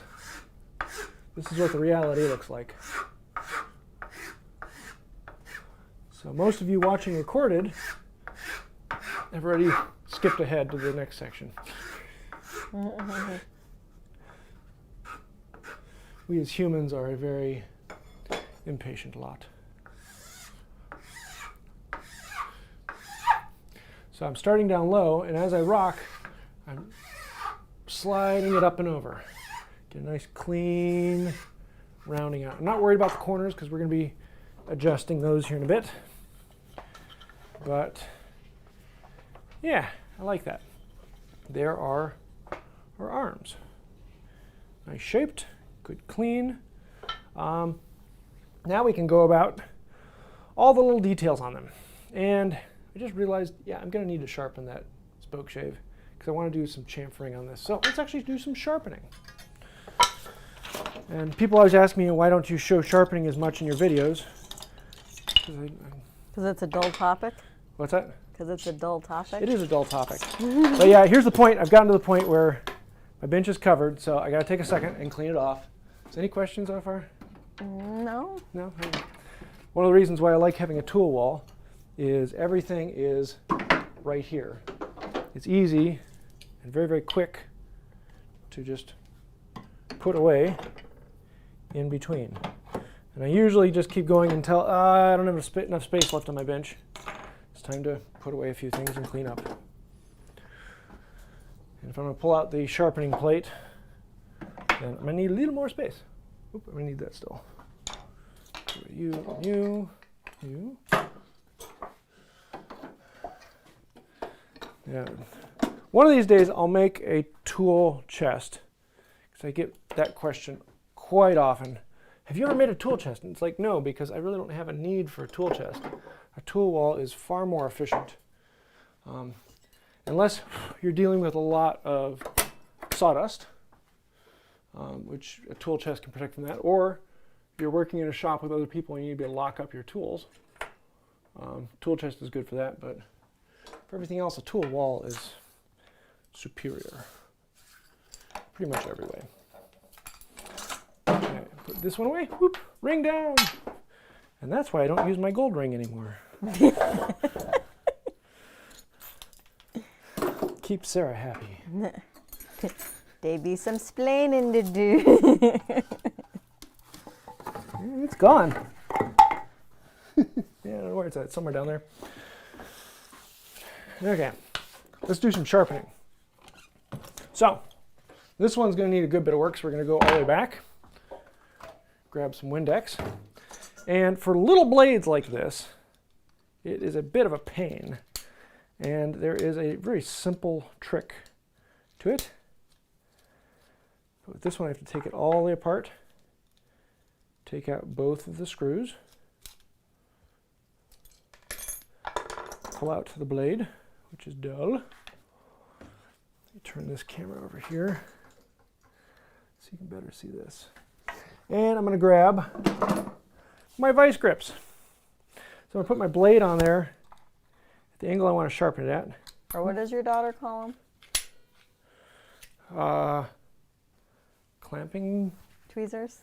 Clamping tweezers, that's what she calls it. Dad, can I use your clamping tweezers?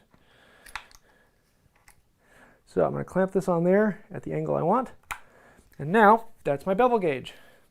It's a lot easier than trying to do it by finger. And sometimes I do, if I just need a little touch up on the strop, I'll just do it by finger.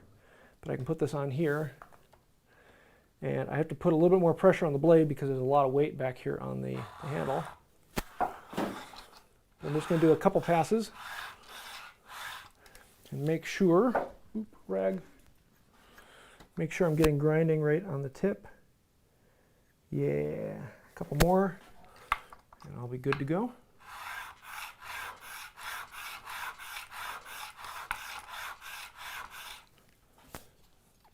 Check it. Got a nice little burr going all the way across. Go right onto the next plate. If you ever feel it going, skew it just a little bit, 45 degrees or so.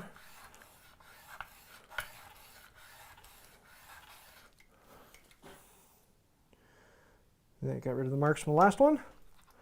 The last plate.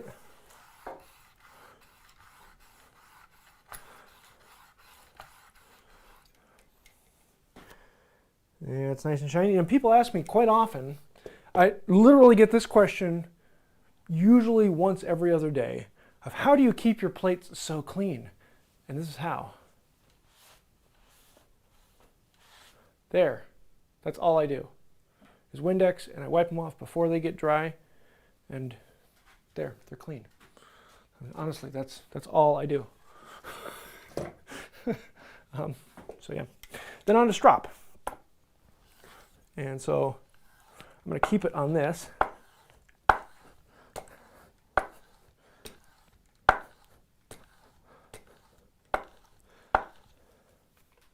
Yeah, it's looking good. I'm going to take it out of this so I can do the back and clean the other side.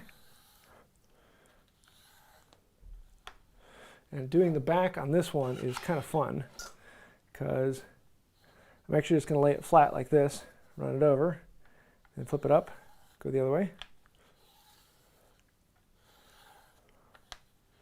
That burr is just holding on ever so slightly.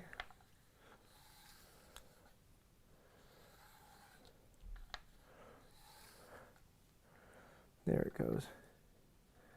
Clean off that last little bit. Yay, that's nice. That's sharp. I like that. Okay, then we slide this one in. This one has a plate that goes on it, and then has 2 screws that thread down in. Being very careful not to slice my finger underneath.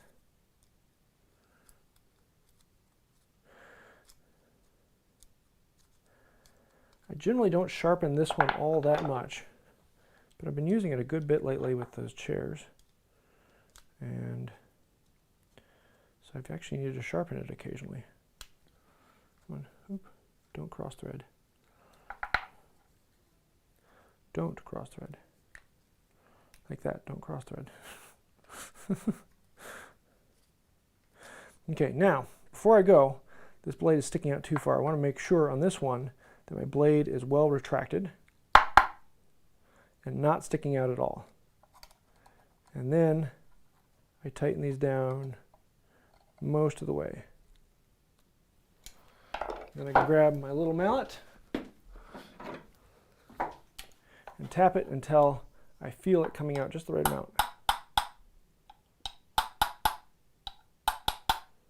Right there. Right there. Then we tighten it down. And that's it. There's my Miller Falls spokeshave, but it's basically like any other than the putting it together. The 151 is a lot easier because you have the adjustment mechanisms to put it in and out. Let's actually give it a quick test just to make sure. Oops, didn't mean to grab that. So, question. What's that? Do you use the Windex? Wei Huang wants to know, to prevent rust as opposed to just using plain water? Or? Yes. Windex evaporates quickly, and therefore there's no problems of rust if you forget to wipe it off. Oh yeah. And so I can adjust the aggressiveness of how much I want, what angle I put this at. Oh, that's pleasing right there. I could do this all day long. Oh yeah, I like that. It's amazing what you can do with a good spokeshave. Okay, back to the arms. Now, I could chamfer this whole thing around, and I really like the look of chamfering. That's what I did on this one. It's had chamfers on there, and it feels relatively good. But in this case, I'm going to make the bottom half rounded and the top half chamfered. So I'm going to put this in here. And I need to keep in mind the grain. Let's back it up a little bit higher. So at this point, I'm going to come in here. But I'm not going to go past this point. I'm just going to round it a little bit that way. Come back to here.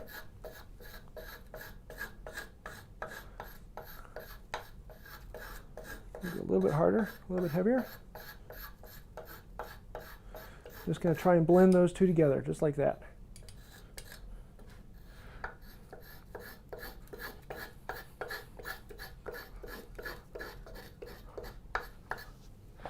And I'm going from either direction so that I'm always going with the grain.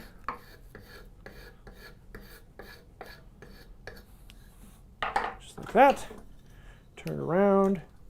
Do the same thing on this side.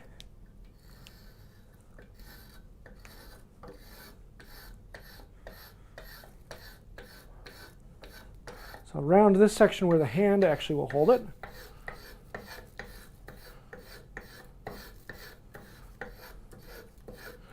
And then I'm going to chamfer the rest.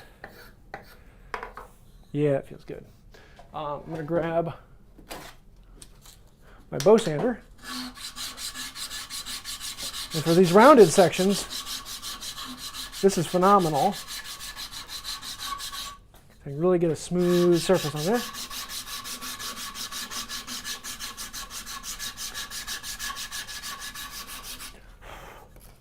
Rough sandpaper. Let's get some new sandpaper on there. I think it's about time for a new bow on this one.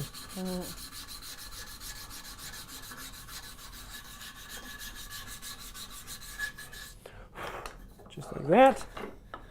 Put over. Same thing on the other side.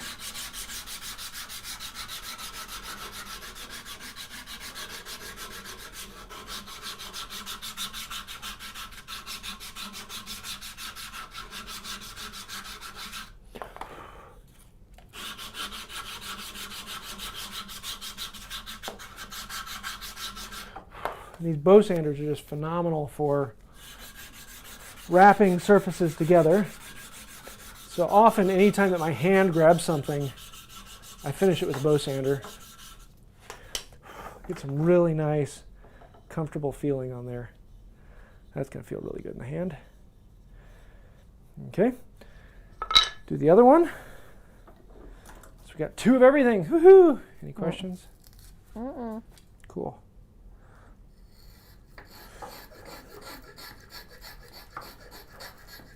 And so I'll start by making the chamfer. And then start flat, work back around, start flat, work back around. Let me take this piece of tape off. It's just starting to get in the way. And before flipping it over, I'm just going to sand this side.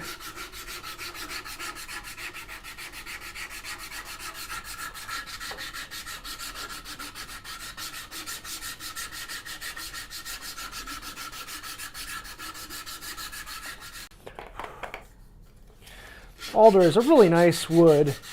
It's got decent hardness to it, but yet it's relatively soft. It would actually make a really good bench top.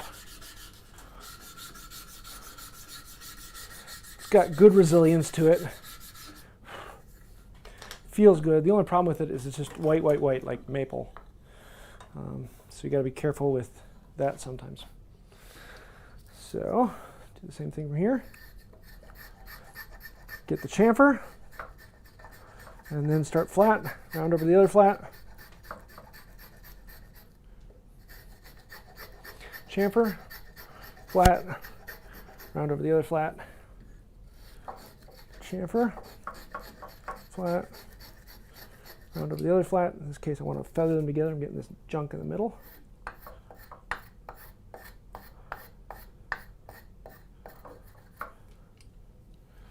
Same thing over here. Chamfer, flat, round over the other flat. Say the mantra with me.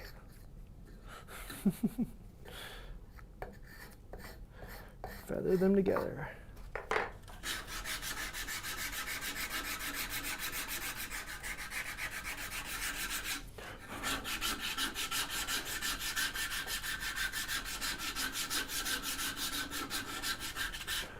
So if you're making these, I really do want to see yours. So feel free to add those to the hive mind. I want to see what you came up with. What design changes did you make? What fun things did you add to yours? Because I have a hive mind on Discord, as well as a hive mind on Facebook. Different people like different platforms. Or you could they could tag you on Instagram. What's that? They could tag you on Yeah, Instagram. tag me on Instagram. We do watch all those.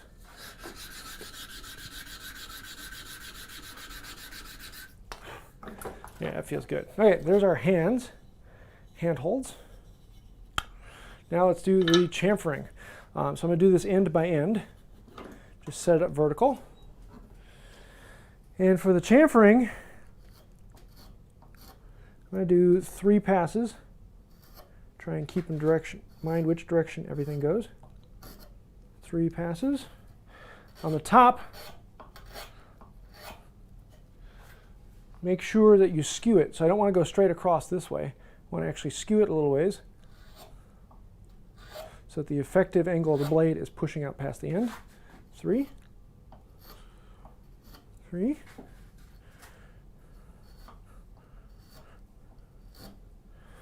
There's that.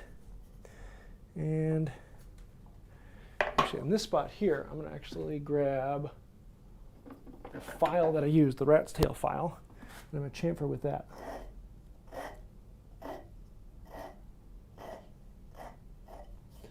Just feather it together nice like.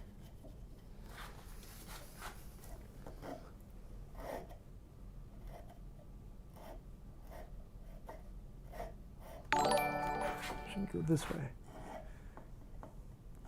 Get rid of the wisps.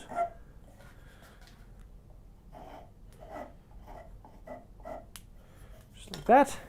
Let's do the same thing on this one.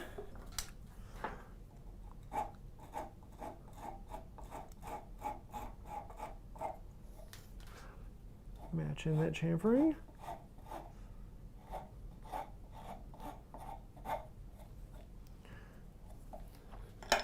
Then 3 passes on each one. Let's just do this first.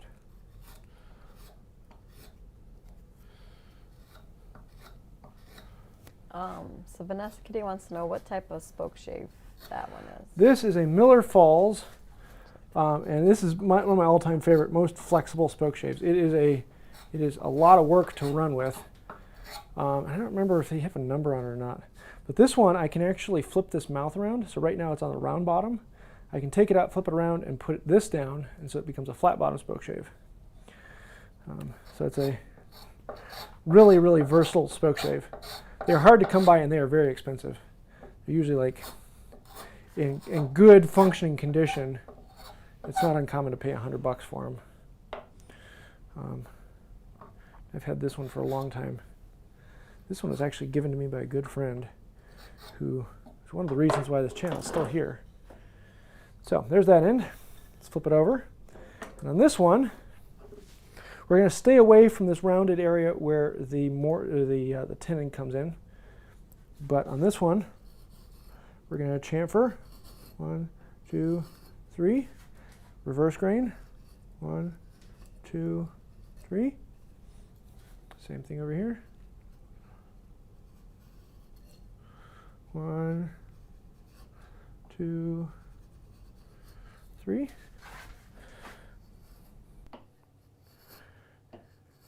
3.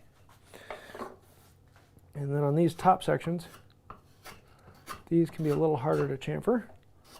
You gotta do multiple directions, especially when doing it with a round bottom spokeshave. It's not easy, but it's doable. Now my last one, I actually did a violin carving on this. I kind of like that. It's a lot of fun. You want to see that, go check out that live video. But in the interest of time, I'm just going to chamfer this around.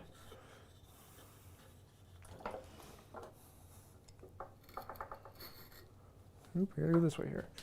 Let's grab the seat. Yeah. You know what? I have never done that. Yo, yes I have. Yeah, I've done it. I've made my own spokeshaves. Of course I have. Here. Let me actually do it with this one. Is it sharp? It's sharpish. This is one that I made a while ago and have a couple videos on. So here. Oop, let's go the right direction.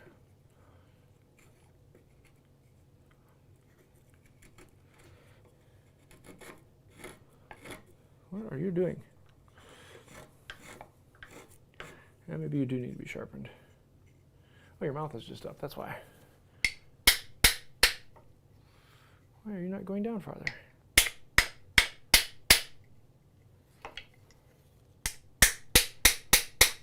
I think this one might actually be wearing out a little bit.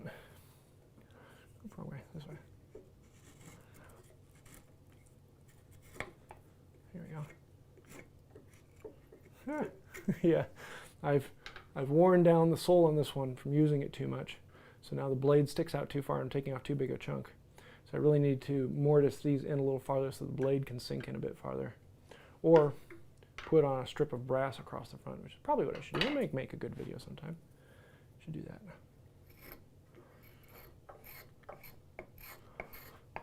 Go back to this one. Except for now I got this big chip out from there. Oh well. There are no mistakes, just happy little accidents. Hey, that sounds familiar. Like there should be something else going on.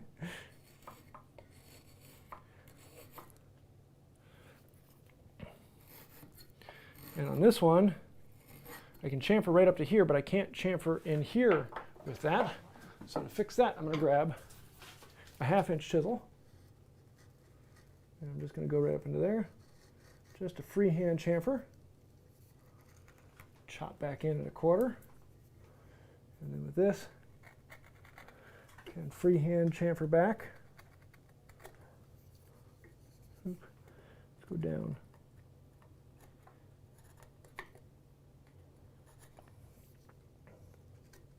Not terribly easy, but if you take your time, patience, take it bit by bit, you can do that. Or you can come in with a small file and detail it down that way.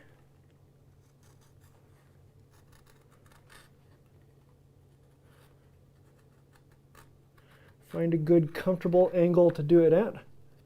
Because a lot of times with carving and chisel work, the angle that you're holding it and the way you're feeling is just as important as the chisel being sharp. There. Let me clean that up.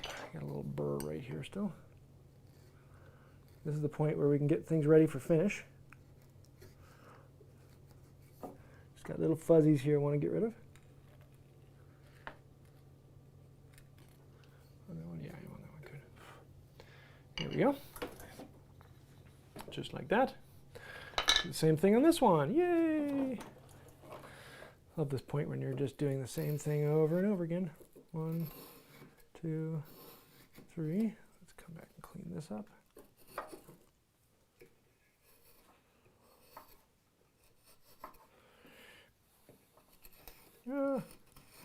Oh wow, grain's running the other direction here. It is nice if you get these with all straight grain. Straighter the grain is, the easier they are to work, but also the stronger the arm is going to be.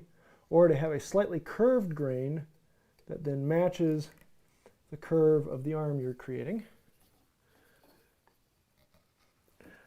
And some of the really fancy ones have a really broad curve, and they've got a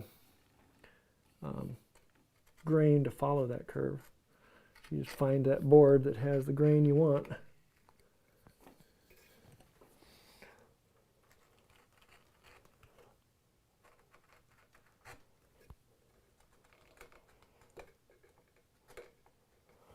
There you go. Now let's come into this. Blend that down in.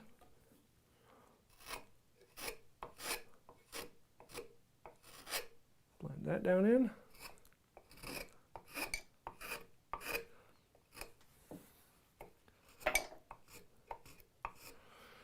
Now I could spend a lot more time really detailing this, and if I were to go in to make this really, really nice, I'd probably spend 6 or 7 hours just on this step of cleaning it up, getting it fit and happy.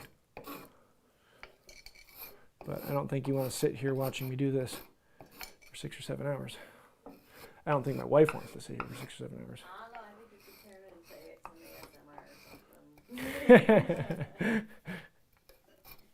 It's a little different when I'm like 10 feet than 15 feet. They're both estimate distance. About 20 feet. Well, I see, it's told you, terrible. But it's easier to see on the screen than to watch you. Or at least I'd always be turning this way. You know, There you go. So, now what we need to do is we need to chamfer this beam. And on this one, at this point, I'm actually going to make some marks on this because I want to take the tape off. And let's grab, where did I put that? Let's grab a pen. Not that one. Let's grab this one. Should right. And on this one, I'm going to put a 2 on this end. 2. And I'm going to put a 1 on this end. And that will let me know which one goes in which one. So this is the 2 and the 2. And on this one, I'm going to put a 2 right here. So Dane J wants to know, are you going to tape the upper half of the arms? You know, I was thinking about that, and you can, but that's not really the reason. A lot of plans will actually taper these and make them thinner this way. Actually, the ones from Tay Tools, he's got that up here, and you can do that. One of the things about these is you want to take off a lot of weight. The more weight you take off, the easier they're to use. However, on ones this small, there's really not that big a difference between it, so that's not something I'm going to do on this one. I did that on this one. You can see how these get thinner this way. But this is a much bigger saw with a lot more weight to it. So for this one made out of alder, not going to be that big a deal. So 2 goes into 2. 1 goes into 1. And I'm going to actually clamp these together to do some of the work on this. Take off all this tape. Oh, you're black.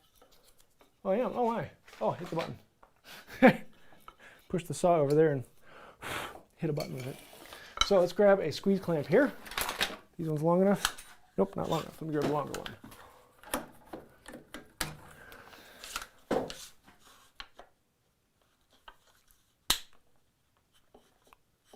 Oop, come on. And with this, now we can do the chamfering. Oop, except for I twisted that. Let me do it this way.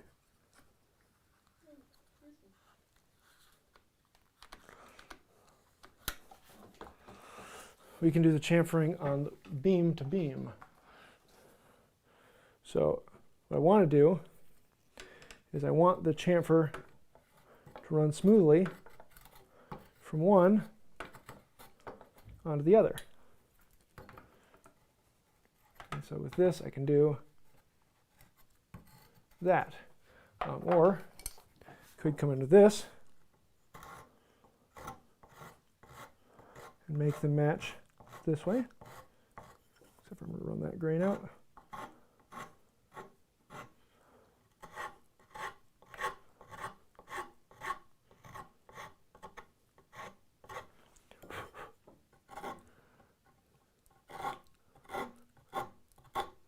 This will allow me to get right into that corner, make these match up, make them look purdy-like.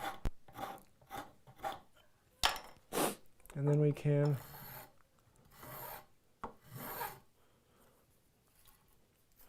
get right onto that. One more over here.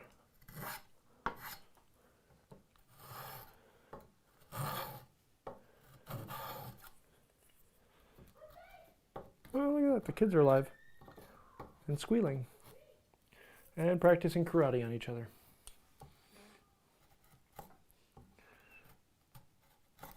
Don't know if you guys could hear that, but we sure could. Let's flip this over. Do the same thing on the other side. And you can see where this will really get, you can get a lot of crazy detail into how much do you want to go into this, how much carving do you want to put into it.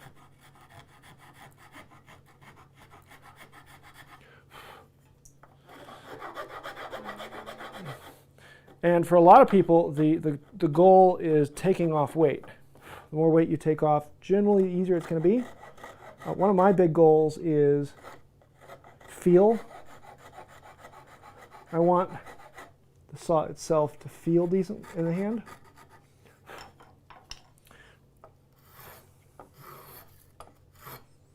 Because hand feel is only second to mouth feel. And I don't plan on feeling this one with my mouth though.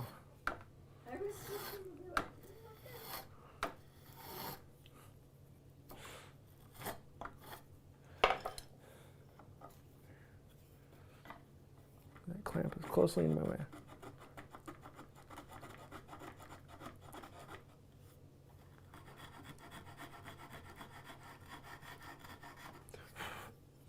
That's good enough. Now, we can spend a lot more time detailing and really cleaning this up, but next thing we need to do is create the toggle that goes on top. And for that, I'm actually going to come over here and I'm going to grab a dowel. Don't need to have anything particularly amazing. There's the dowel I want. I'm going to grab a 3/8 simple dowel here. And for length, there's a couple different ways to do it. If you are making a longer bow saw, where there's a decent strength here, one of my favorite ways to do it is to create a toggle like this, where you actually have this catch point that locks the string in place. And this works really well because this toggle will never come loose. It's part of the string. The downside to it is, in order to move it, you have to rotate it to the side and swing it past. So to tighten it up, I have to swing it over to the side, and then one more tightness. I have to swing it over to the side and get it past. And that's okay for a long string, but if I'm doing a short string like this one, I'm not going to have enough play in the string to swing it over to the side. So I can't do a captured toggle like this. I need to do a sliding toggle. And a sliding toggle is a toggle that when it's down, it stops. But if you slide it to the middle, then it can freely rotate. And that's what most of them are. That's the more common size. So we need to come up here and we need to figure out how big ours is going to be on this one. So on this one, we've got this space here. So I've got the distance from here, top of the beam to where the string will connect is a little bit less than 3 inches. So we need the toggle to be there, and if the string comes up and the string crosses right about there, I want it to be a little longer than that. So I'm going to cut it right about here. That's the length I want it. Inch, inch and a half, maybe 2 inches longer than that. I just don't want it to be, so if my distance here is 3 inches, I don't want it to be longer than 6 inches. So, an inch less than that, 5 inches, something around that. There really isn't a specific measurement to it to be perfect. Let's see, what length is this? That is right about 5 inches. Look at that. So we're going to put this in here and cut it off. Grab the saw, cut it to length. And a lot of the really nice ones are made of a flat stock piece of wood, but a dowel works really well. I've got a lot of this in stock, so I don't want to make this too fancy. I want it to be usable. So let's grab a block plane, and we're going to clean up the ends on this. This is one of Sarah's favorite things to do. And so I'm just going to slowly rotate it in my fingers, rounding over the tip. And if you want to, you could clamp this into the vise and hold it in place. Just make sure if you clamp it, clamp the sides up here, not the wings down below. If you clamp the wings, you'll break them off. You want to make sure you're clamping the sides of the sole. Are you in focus? There we are.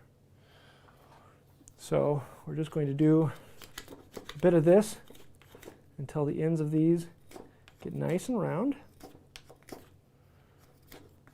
Nothing special.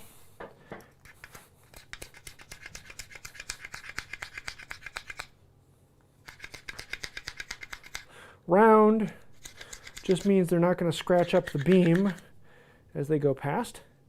It also looks a little bit better.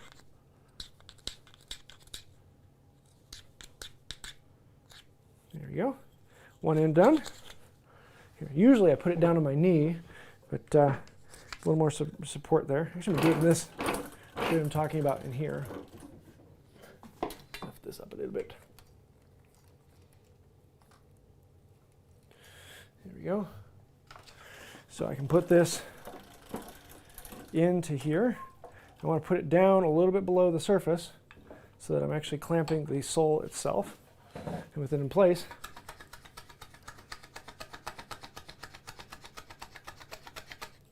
it's pretty easy to roll slowly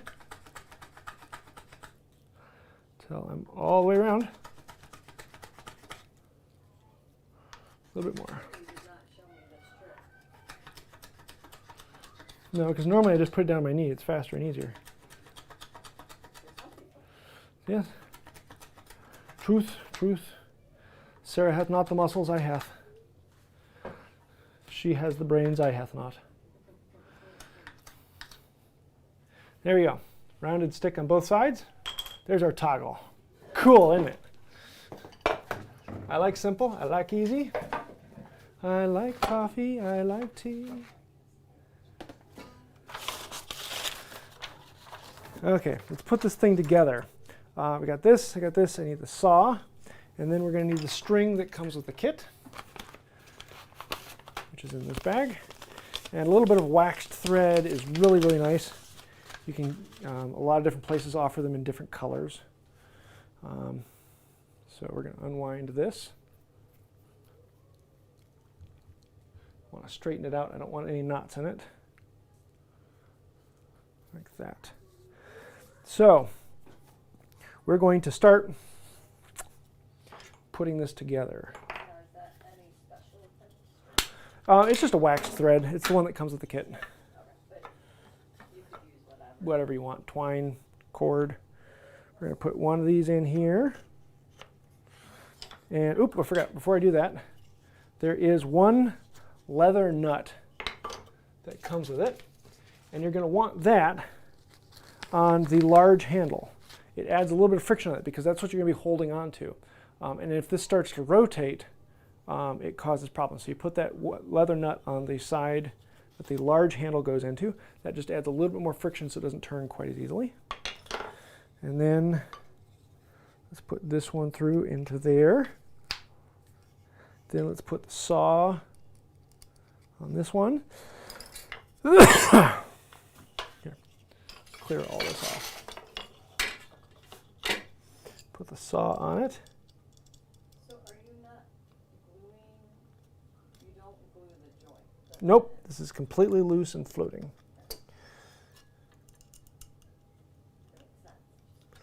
Yep. So there's our frame. Then we're going to take the string, and I'm not going to tie it. I'm going to start here, and I'm just going to go around a few times, keeping it relatively loose. I don't want to tighten this up. I don't want to yank this tight. I don't want these to be running into each other. So just keep going around the outside. Don't do a figure eight. Just go around the outside. And you need like 5 or 6 wraps around. And then you take it back to the original one and make a square knot. A square knot is just double knot, making sure that you have the cords running in the same direction they originally came in. Or at least I like a square knot. Would cottonwood be a good choice for this bow style? Cottonwood, yeah. Cottonwood's basically poplar. But yeah, cottonwood would be decent. It would make it very light and easy to play with. I'm going to leave this extra string on there. So we put the toggle in here and we rotate it. So we got this big loop running between them. Stick it in there, rotate this together, and you'll notice how this comes really nice and tight. I want to get it to the point where you get a nice twang here. Shorter the blade is, the higher the pitch it should be. Let's try something like this. Yeah. That's about what I'm looking for. And with this toggle, then you can slide it down until it catches. And when you want to change it, you slide it back up, and now you can pivot it freely and put it back into place where you want. And so there is a functioning saw. Let's get rid of this excess. Swag. Use a knife. And you'll see a whole bunch of different things on how do you terminate these and how do you get rid of the extra strings. For some reason, people absolutely hate these strings, and there's all sorts of weaving ways you can get rid of them. Oops, people hate these extra dangly bits. But there's the saw. Let's actually take it for a test drive, and then we're going to do the finish work on it. So for that, I'm going to grab my bird's mouth, which is over on this side of the bench. Did I go back again? Ah, I like that blackout button, don't I? Yeah, it's better than the old lines. Strobe effect in between. Okay, so this is a bird's mouth. What this does is it raises the work up closer to what you're working on, closer to your eyes. And it gives you a platform up here where you can get really close to it. So let's grab a scrap piece of this, put it on here. And with this, I can grab this handle, slide this up into the bird's mouth, and then I can cut. Oop, come on. Good new sharp saw.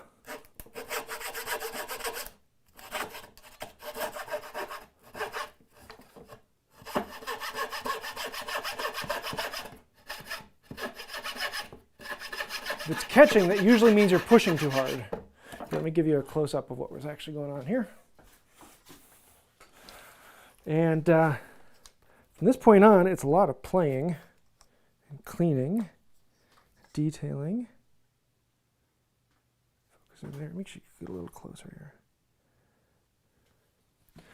And here, let me do it on this side here so you guys can see. So I can actually rotate the handles so that the blade aims back. So now the blade is aiming back towards the bow itself. This one. Now the blade is aiming back towards the bow so you can see what's going on here. And so with this I can actually pull it. Oop. It's harder to see when the cut's on your side of the board. Oop. If it's catching, most of the time that means you're pushing too hard. And I am indeed pushing too hard.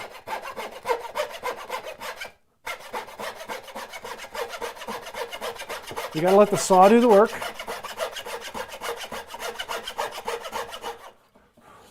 But you can slowly rotate it and turn the saw. That's why they call it a turning saw.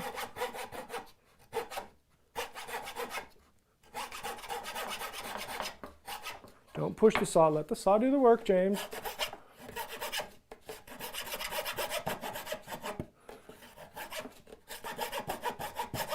Here, let me do this. You can actually get this, clamp this down so that it doth not move. Makes it a little bit easier for your hands.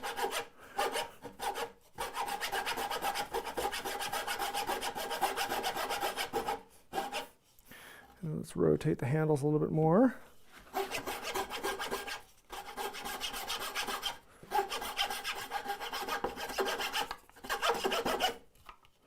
Rotate the handles a bit more. Now I'm aiming off that way.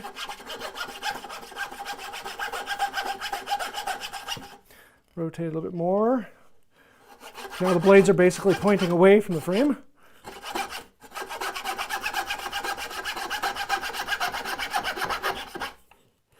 A bit more.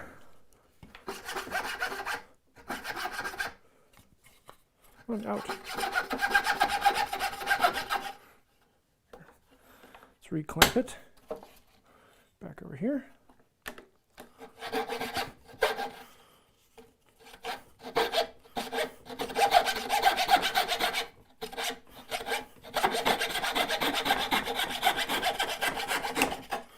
There we go.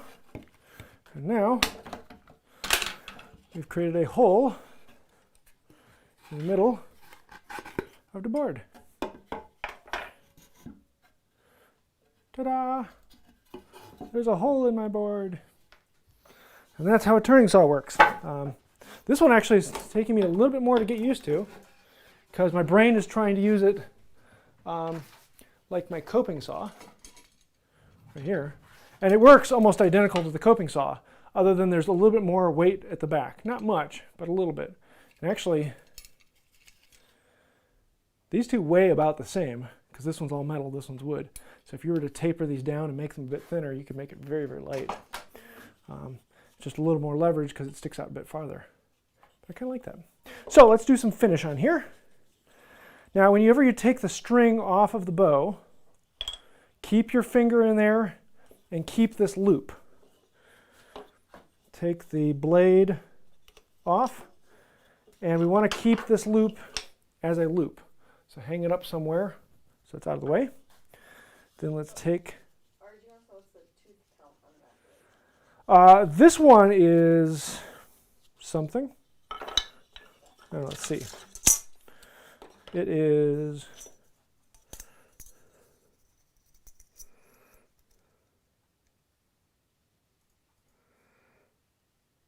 This one's about 14 ppi.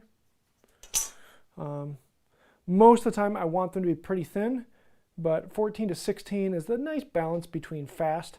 Though a lot of people like to use like an 8 ppi.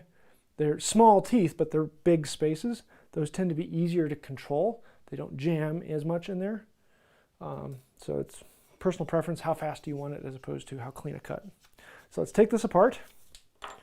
And I have a little bit of epoxy left on the handle here from where it dripped out. Oop, I'm way out of focus. Let's do this. Let's bring this into focus right here.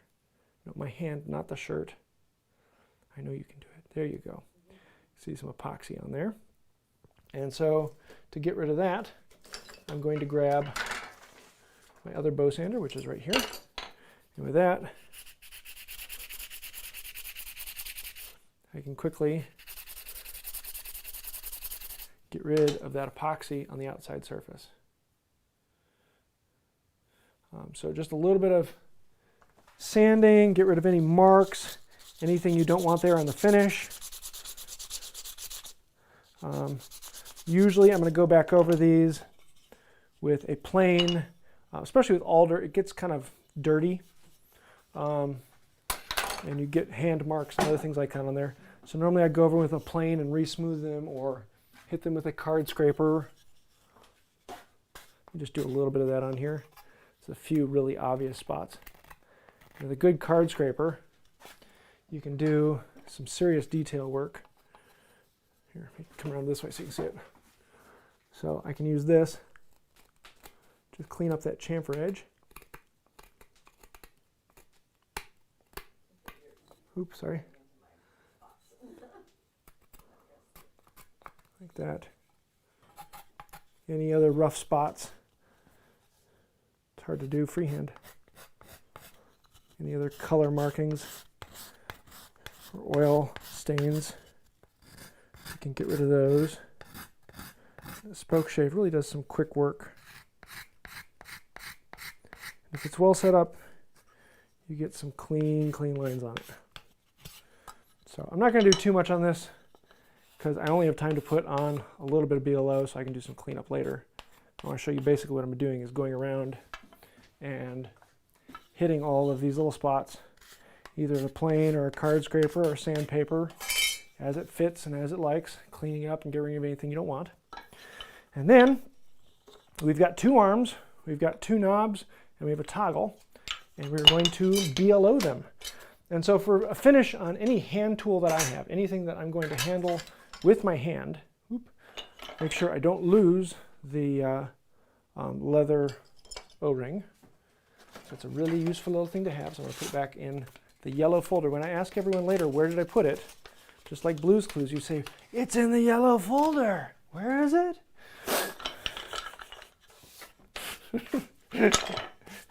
Yes. Where is my BLO? There it is. And so for the finish on this, homemade BLO, just let it soak it up. With these, the knobs, I believe are made out of ash. So I'm just going to set those in the dog hole. Just like that. Let it drip off some. Let it go down to the dog hole. Look how different they are. Oh, the knob colors? Yeah. Yeah, different trees probably. let that sit on the bench. Here, let me give you this shot. Only bring it all into focus. Make sure I get BLO on the lens. That helps out. 3. And then for these, put one end in, rotate over. Now alder is a lot like maple. It just doesn't take finish very well. You get a lot of blotchiness to it, and so if you're getting a lot of blotchiness, it's easy. You get less of it if you're planing or scraping than if you're sanding. If you're sanding, you get a lot more blotchiness. But you could do a pre-finish to seal the pores before this goes in, so you get less blotchiness from the oil. But in this case, I really don't care. Really do not care. 1, 2, soak it down. I'm just going to let these soak. Now, the ash and the oak will actually soak up a decent amount of this. The alder will not soak up that much. It's a diffuse porous wood, so it doesn't suck it in quite as deeply. But then I'm going to take these and we're going to wipe off all the excess. Normally I'm going to let them sit for 15 minutes or more before I wipe off the excess, or I'll add more. But in this case, we got a video to make. Ain't nobody got time for that. Put it in a different dog hole. Same thing with this. Yeah, some guys have a dog house to go to. I've got dog holes. Oh, come on. That was a good one. Yeah, some people like to use shellac. I personally really do not like shellac on hand tools. It just doesn't feel good in the hand. It looks great, but it just doesn't feel good. Shellac, varnish, you know, I don't like feeling it. Give me BLO and paste wax. So normally I'm going to let all this sit for 15 minutes, maybe add another coat, let it soak up more, just let it take in as much as it wants. Then wipe off the excess, let it sit for another 15, 20 minutes or so, and then apply paste wax. Let the paste wax sit on it until it starts to harden. And at that point, then come back and polish the paste wax. You don't want to polish it once it's completely cured, otherwise it becomes very, very hard to polish. But then you'll get a rather nice finish. And to bring it back, you just add a little more oil or add a little more paste wax and polish it in the future. That, one more. And then we got to talk about oil rags. And I have a video actually showing them catching on fire. It actually takes very specific circumstances for the rag to catch on fire. It's going to have the perfect balance between being wadded up tightly, but not too tightly, because if it's too tight, it won't catch on fire. It doesn't have enough oxygen to make it happen. And if it's too loose, then there's enough air to take the heat out of it.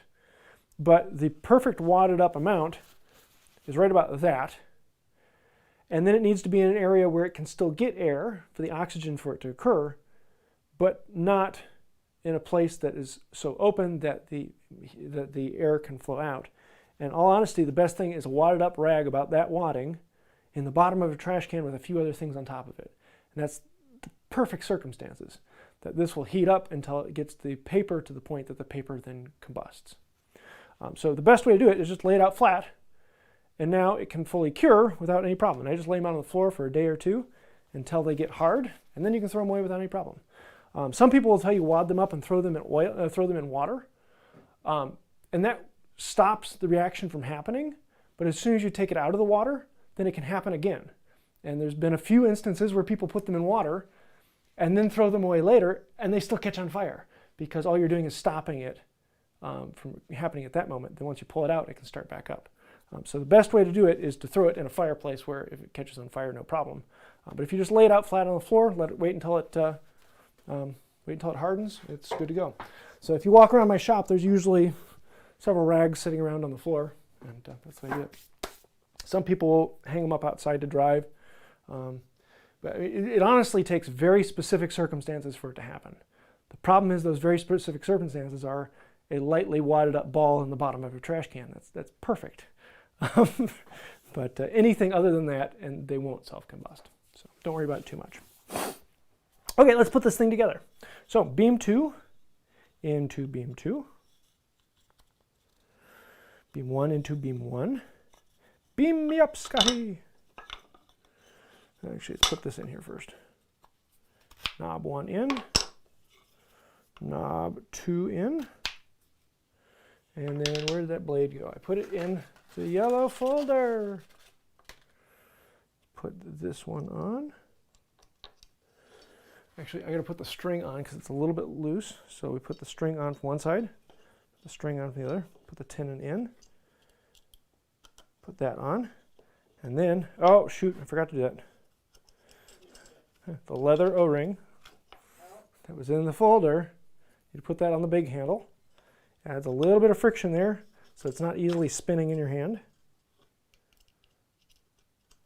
Tighten that up.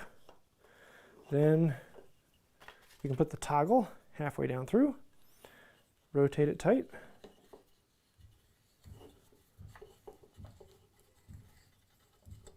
About there. Oop, one more on this side of it. There he goes. Eee, happiness. And there you go. Saw, all done, ready to go. It's a little bit wet and oily still because I didn't let it sit enough. But I'll probably just take it apart and add some paste wax a little later today. And that's that. If you want to, you can do carving on it. You can go really detailed into all of the aesthetics on it. But honestly, you don't need to do much. You can thin it out and make it lighter. There are 1,000 things you can do to make it better. But doing this in 2.5 hours, there, functioning saw that will treat you well for the rest of your life. You really don't need to do all the other things. They just make things a little bit nicer, make things a little bit better. Everything from that point on is aesthetics. So yeah, happiness. So do we have any finishing questions? Nothing I need to address? This has been a lot of fun. We try and do a full live build like this once or twice a year on this channel, but we do regular lives on the main channel, on the second channel, the other channel. And we do those every Tuesday at 8 p.m. and we usually go through things. And that's where I did, yes, CST. That's where I did this one, and we did it in 3 or 4 builds, taking it section by section, working on the arms, working on the beam, working on the toggle, doing carving and finishing. And this one, the Grammercy kit doesn't come with handles. You can order the handles. So this one I went a little bit more fun and did the shaped things on there. So this was a very enjoyable build. So if you have something you'd like to see me make in a live video sometime, let me know. It's kind of fun to do with these kits that I can tell people ahead of time and have everyone get it together and you can build it with me. And if you made one, I really want to see it. So send me pictures, Instagram, or one of the hive minds. I'll keep track for that. So I think I'll do it. Any questions before I jump off? Nope. Cool. So I think that's it for now. And until next time, have a wonderful day. Bye.